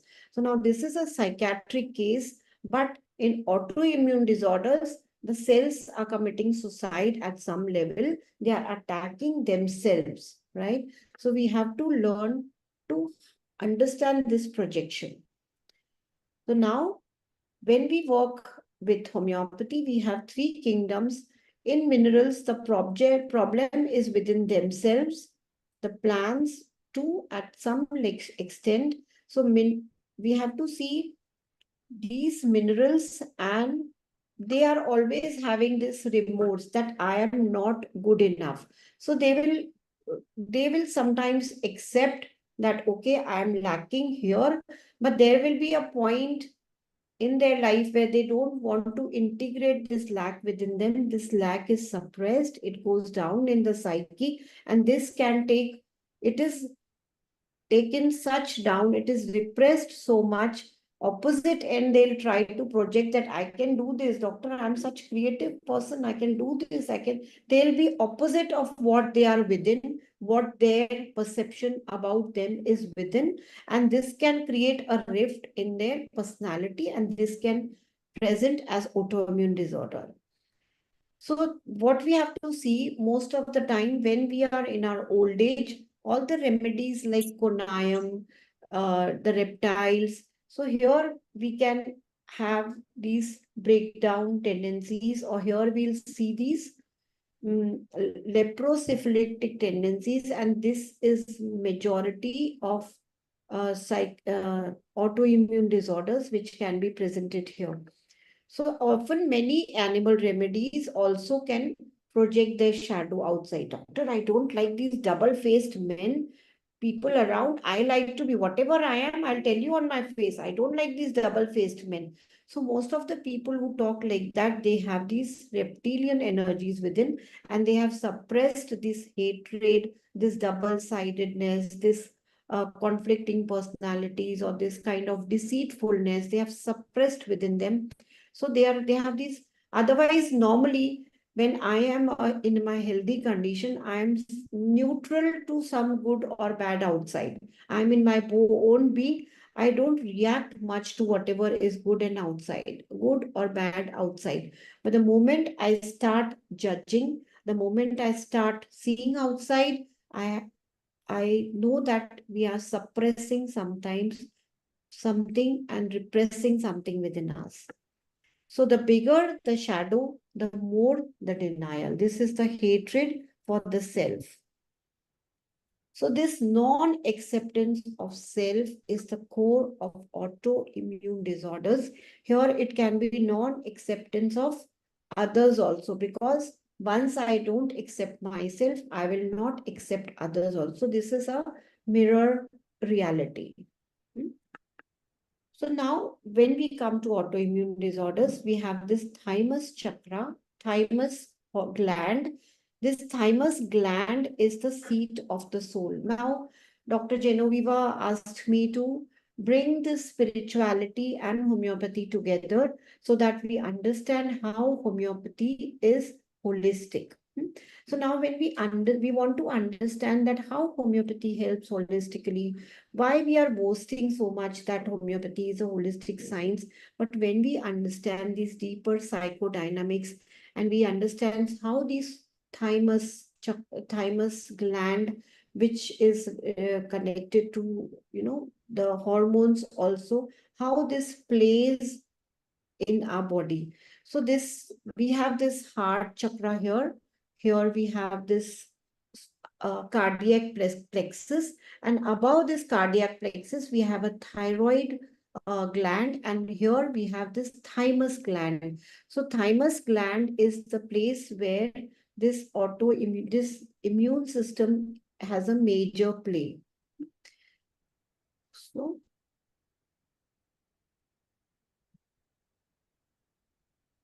So thymus gland is the gland which has these cells which help us in building our immunity are placed. But this heart chakra, it has this cardiac plexus. This has to deal with emotions. And there is this we also call as higher heart chakra, which is the thymus chakra. We also call it as Rudra chakra. So this has an important role in play in higher emotions, which are unconditional love, forgiveness, compassion. These are the features of higher heart chakra. So as we are evolving, our consciousness is evolving. Even the disease comes at a point where we are stuck in your consciousness and you're not ready to take lessons and grow in your life. So this is a major important aspect which we have to understand, that we as humans are here to grow and evolve. Every other thing in the whole ecosystem is playing an important part in the food chain. Only the human is out of this food chain, and only this human, why we have to understand why human is existing in spite of not being in this food chain. It is because human is here to evolve. And this evolution helps you to spiral your consciousness upwards. We have started as animals. We are now humans, but our journey is to become a superhumans. So if we have any negative emotions, if we have hatred, if we have anger, if we have lots of jealousy. We are forced to grow, evolve, and transcend these lower emotions, and we are here to accept ourselves. And only when we accept ourselves unconditionally, we accept others unconditionally. So this thymus chakra is affected when you don't accept yourself, others, or the society unconditional. So once you have these kinds of problem, you have to understand that there are lower emotions like resentment, unforgiveness in your being, and you have to learn how to transcend and convert, alchemize them to love. So once this alchemy happens at the level of our body, the autoimmunity will start reversing. So now please let me know if you are clear with this concept, then we can go further and understand a homeopathic case. Are we clear? Има ли някой, който не е наясно с това последното, което каза Мита? Yes. Чухте ли какво каза последно? Добре, they're clear. You can go. You can Yes, go further, Mita. we can go further. All are clear? Yes.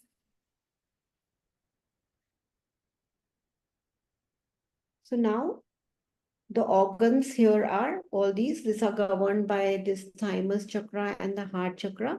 So here the principle here is karmic awareness and to bring the transformation of darkness into light. Whatever was dark in our being, whatever was suppressed, repressed, whatever we are negating, it has to bring into light. So now more the darkness, more the autoimmunity within us. This is what we have to understand. And when we take a case, we have to see where this person is negating, where this person is having this unforgiveness and resentment. So now I'll present a case where you can see how this patient has developed some conditions which are negating their own existence.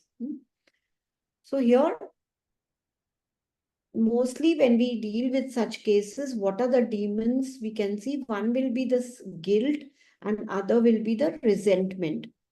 This is the play of ego and superego when we are dealing with autoimmune disorders. So there is too much of guilt because your ego is developed, or it is too much of anger is there. Too much of judgmental nature is there. This is right, this is wrong, this is good. So whenever there is super ego is developed, you are evolved, and you are evolved to the extent that there is a super ego involvement. This is where and this super ego judges you and others as right or wrong. We'll see that we land up in autoimmune disorders. So you have to just play and pay attention to what your superego is saying, and you have to learn to put it in balance. There should be a homeostasis. So see, now we have this famous endocardium rubric: delusions, imagination, devil speaking in one ear and angel in another, prompting to murder or acts of benevolence and devil. So there will be this something is very good, something is very bad. So when you have this strong superego, so you will put everything into your subconscious. If you don't have any superego, you don't have that evolution to judge what is good and bad, you will not negate yourself. And this is the crux. You have to try to understand this, that when there is no superego involvement, you will not judge. Okay, come sit, we'll sit together. What is it? Doctor, she's my friend, and why do I judge her? We just sit together and have fun. So here we see that your superego is not evolved, and you're not that evolved that you judge everybody. You are okay with everybody. So there you will not see any play of autoimmunity. So when the heart chakra is healthy alignment, you'll feel surrounded by love. So whenever there is autoimmunity, you know that there is something missing in your life, and that is love. So what we keep on hearing is love is the fabric which is it is like glue which brings everything in universe together. So this is how we have to heal. This is, I like this figure very much, like, you're cutting yourself off from this universal love, this universal tree of love, which is meant to nurture you. So just remember this picture when you're dealing with autoimmunity. This is what I like about this picture. So now we'll go further in the case. It is a case of idiopathic thrombocytic purpura.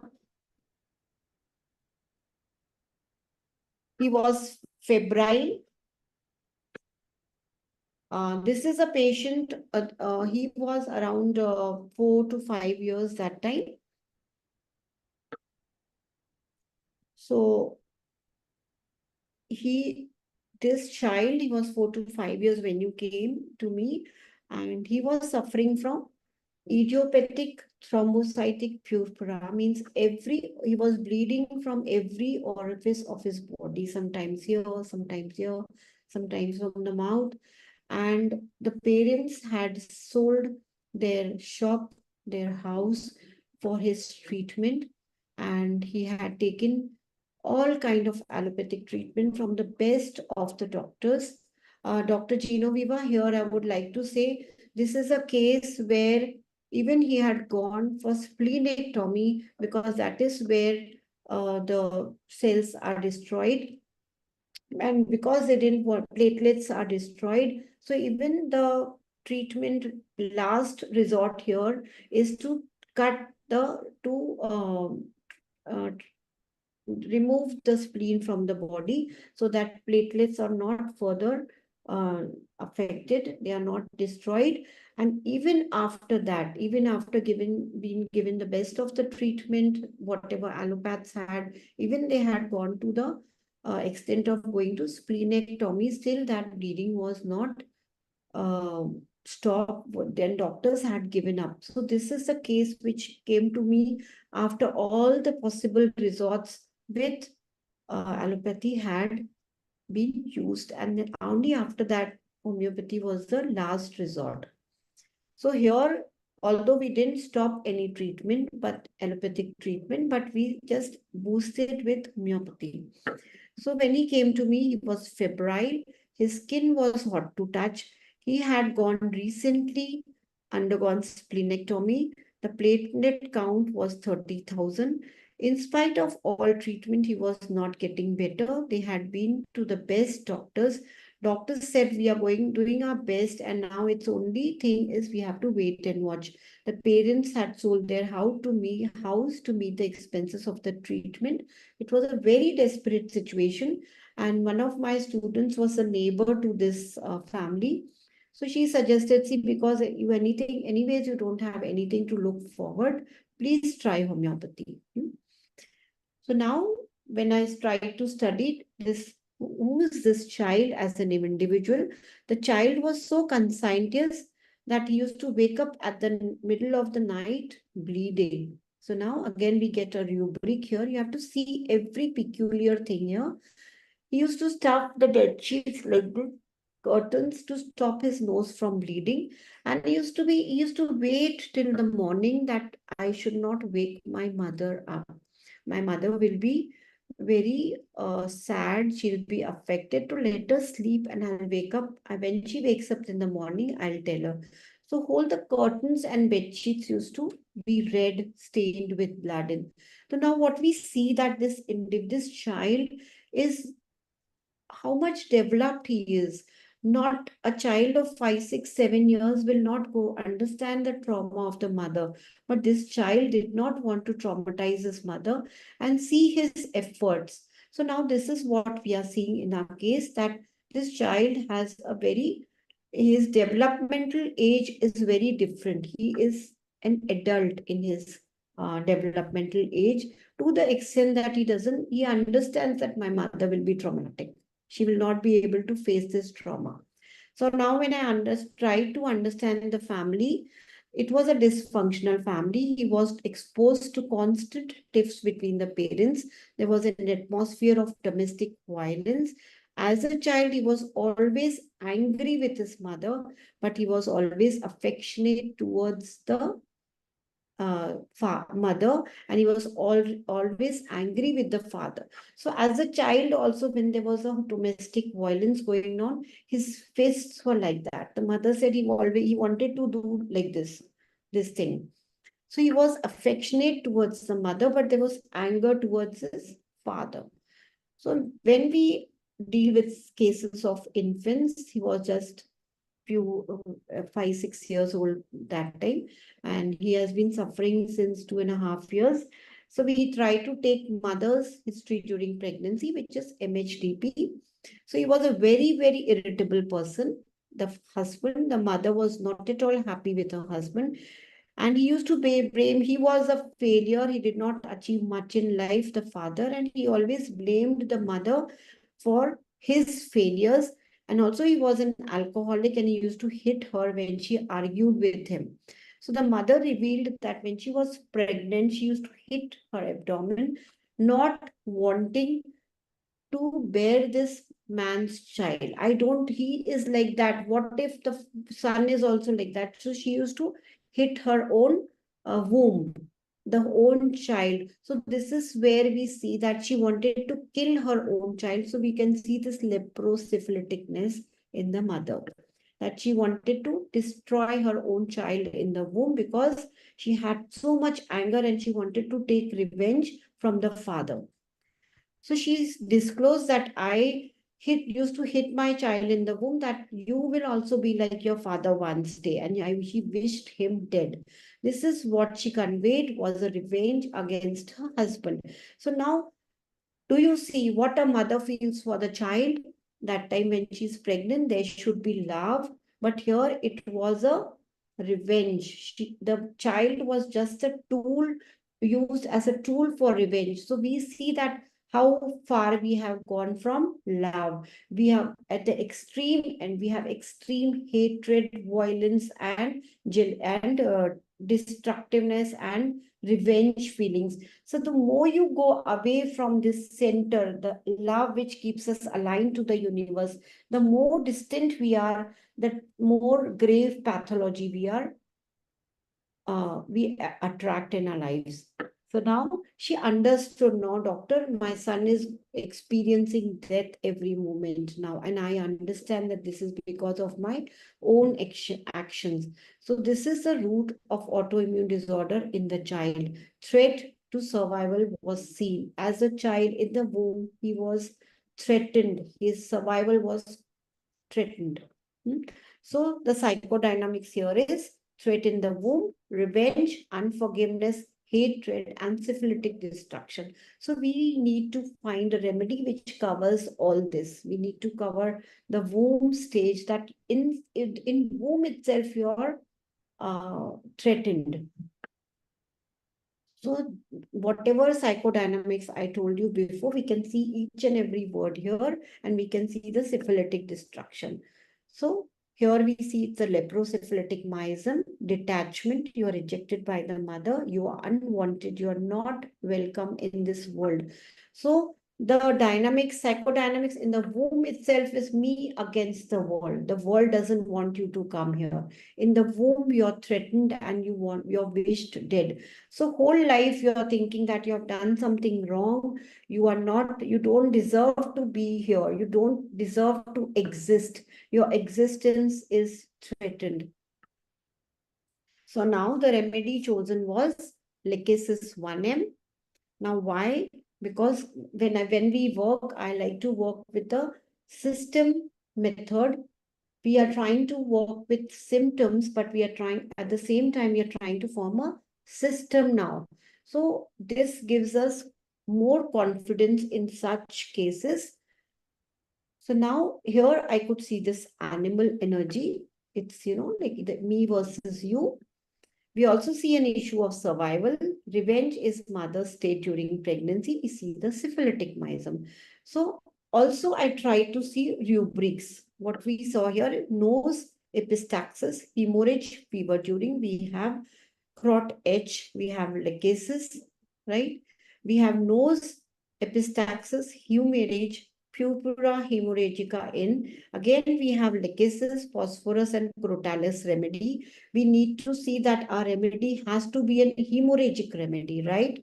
So, but because we have to choose something which is animal, so we can rule out hemamelis, we can rule out phosphorus, which is again a very strong hemorrhagic remedy. But because phosphorus is mineral, we can rule out, and the only two remedies we have is crot H and lachesis. Rustox is not that syphilitic. Again, nose, epistaxis, hemorrhage, fever during. Mind, reason, increased power of fever, heat during. In spite of high fevers, in spite of being in heat, he was still able to reason out his mind that he used to stuff his mouth and nose with bed sheets because he had a concern that mother should not be affected. So this also has leg cases. Because of this rubric, I chose this. Mind, suicidal disposition, fever, heat during. Fever, heat, hemorrhagic. Again, we have cases here. We have also nitric acid. See how interesting it is. Nitric acid is a main remedy for unforgiveness. This is what we have learned. Nitric acid can destroy itself or others to the extent, but it will never forgive. This is the highest grade remedy for unforgiveness. So now when we repertorized, we have cases first and then we have crot H second, but I chose cases because of reason power increased, and this remedy was given. 3 doses I gave him daily in water. The fever which was not coming down with prescribed allopathic medicines came down on the second night. The mother, not knowing anything about homeopathy, could tell us that the heat reduced from the head and gradually it reduced from the feet. The feet was so cold, like the heat started reducing from the head, and then at a point she said, as if that heat vanished through the feet. The mother said, I knew that day, doctor, the fever has left the body through feet. And she said, I had some instinct in my body, in my mind and body, that now my son will be saved. So here Herring's law was followed, but it was so interesting to see that even a layman could understand that the heat has gone down and that somehow she could understand the Herring's law. And after that, the child never suffered from fever, although he had mild fevers, but she said, I didn't need to give any antibiotics. His general condition improved. Also, the platelet count came to normal. He is still in touch. I was skeptical about his growth, and you won't believe that he was 6, 7, and now he's doing engineering. He's around 2021. He is appearing for his engineering entrance exams. He has grown up. He is a healthy, adult, handsome young man. He still comes to me sometimes for career guidance. And the mother knows that doctor, he has anger for his father, and once he comes to you, only when even if he talks to you, he gets better. So now they finally, last year, the mother took decision that she does not want to stay with the father. In India, it's very, divorce is a very difficult situation. She has been in that abusive relationship for 18 years, and finally now she has taken a decision that they have to separate. Right? So he's still studying. So this is a case which is close to my heart. And this is on YouTube. There's a testimonial for this case. You can listen to this women. And if you have time, I can show you this testimonial, how she speaks, or you can go to the YouTube channel. So now, yeah, so tomorrow I'll just thank all my mentors. Tomorrow in India, we are celebrating Guru Purnima, where we just bow down to our mentors. So this is all. Guru always helps you to get knowledge and stands beside the students whenever they have problems. So this is how we just bow down. So all my mentors, Dr. Shankaran, Dr. Hanneman, Dr. Bori, Dr. Boning Hussain, Dr. Zandowood, who had formed this complete repertory, Dr. Mahesh Gandhi, we all are so blessed that they have set us set some basic standards for us, and we are trying to explore more and more of homeopathy. And I will also thank Dr. Viva, because she's always arranging such great webinars together so that we can all come together and share our learnings. So if there are any queries, I would love to share. There is one question. Thank you very much, Meeta. You did this lecture with lots of heart. I felt your inner drive and fire and love. Thank you so very much. Thank you, You have everyone. advanced since the 2020. Yeah. Though at that time, I also admired your cases. Thank you. Thank you. Thank You're you, everyone. really with high level of proficiency. So I love you because of this and because we can learn from you. Thank you. Thank you very much. Dear all, we have two more speakers. And Buriana Desheva is not going to come today because something suddenly happened with her father. He got worse and he lies on the bed, so she's not going to present today. She's not going to translate tomorrow. I will translate. And if Dimitrina wants to translate White Case, she also can help because this is something that happened suddenly. So we are waiting for Utsav. Let me see whether he's here.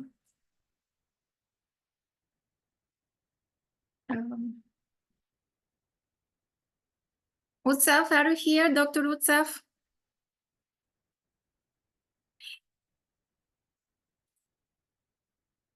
Shruti, what time he has to present, please? Yeah, Genoveva, he is here. He's writing that you have to promote him as a panelist. Oh, okay, okay. Just a Yeah. second to take my glasses.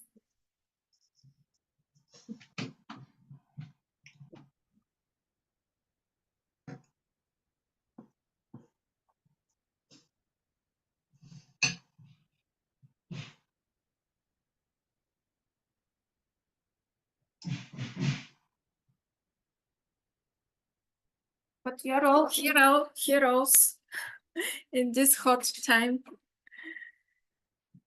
Oh, you went to take your The glasses. energy that sticks us together keep us So withstand I with think, the heat. yeah, I think you It's have to 40 promote. degrees here in Bulgaria. For us, this is too much. I think Genoveva, you have to promote Dr. Utsav as a Yes, panelist. I'm searching for him. Yeah.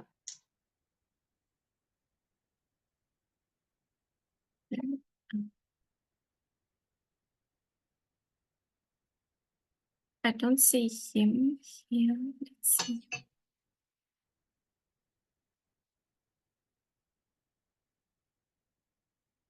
Aha.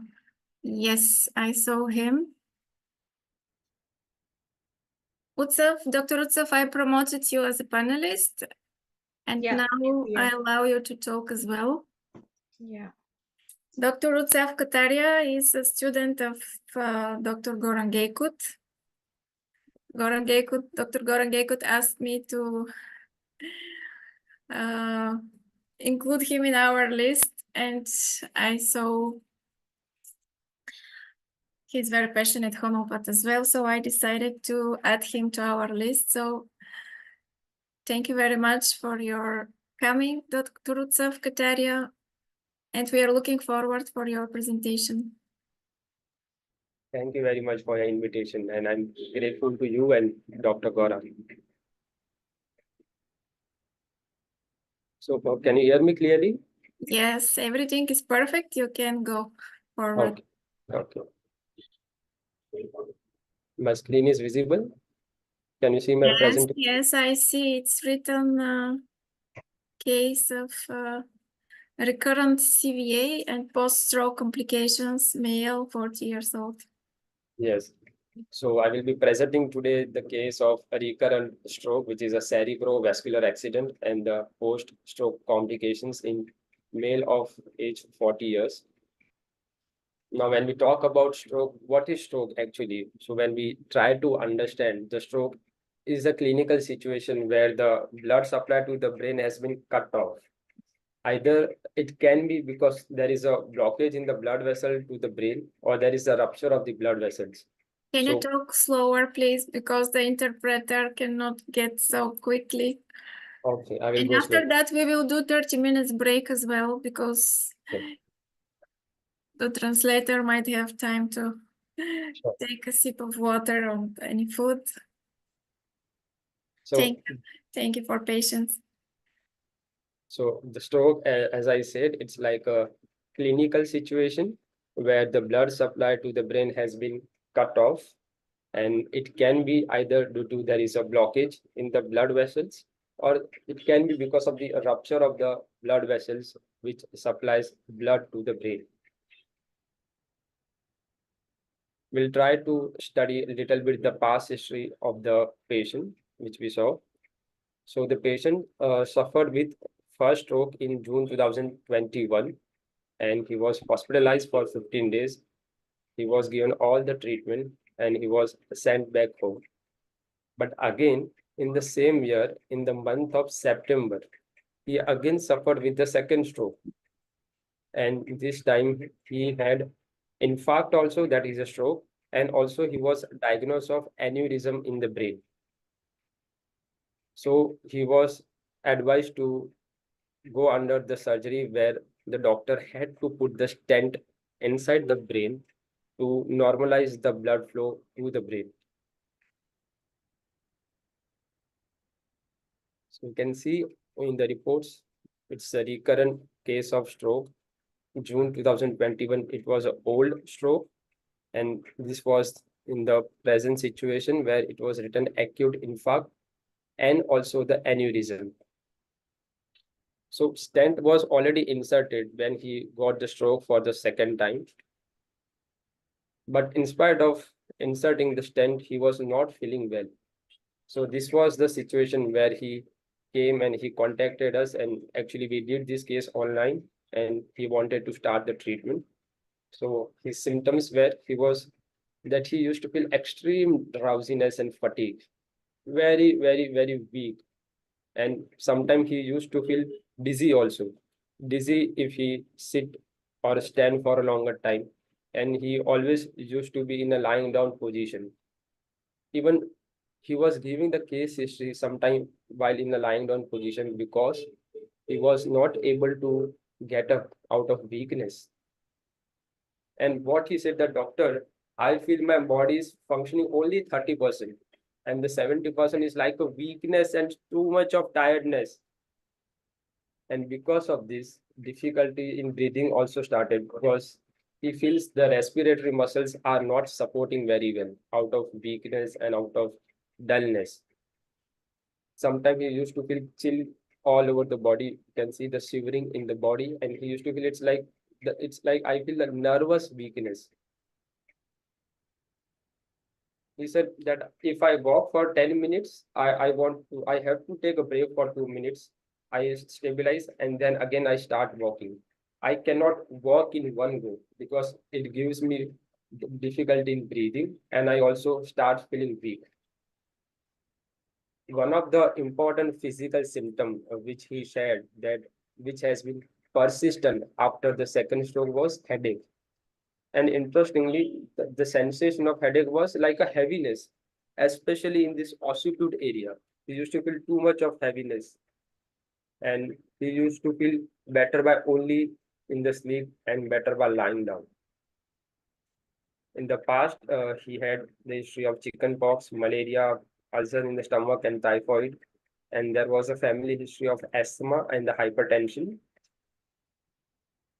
So here, then we asked that was there any stress factor before you got this stroke? So here it was the time that he said, doctor, I will not be able to talk about this situation. I will give phone to my wife. You please talk to her.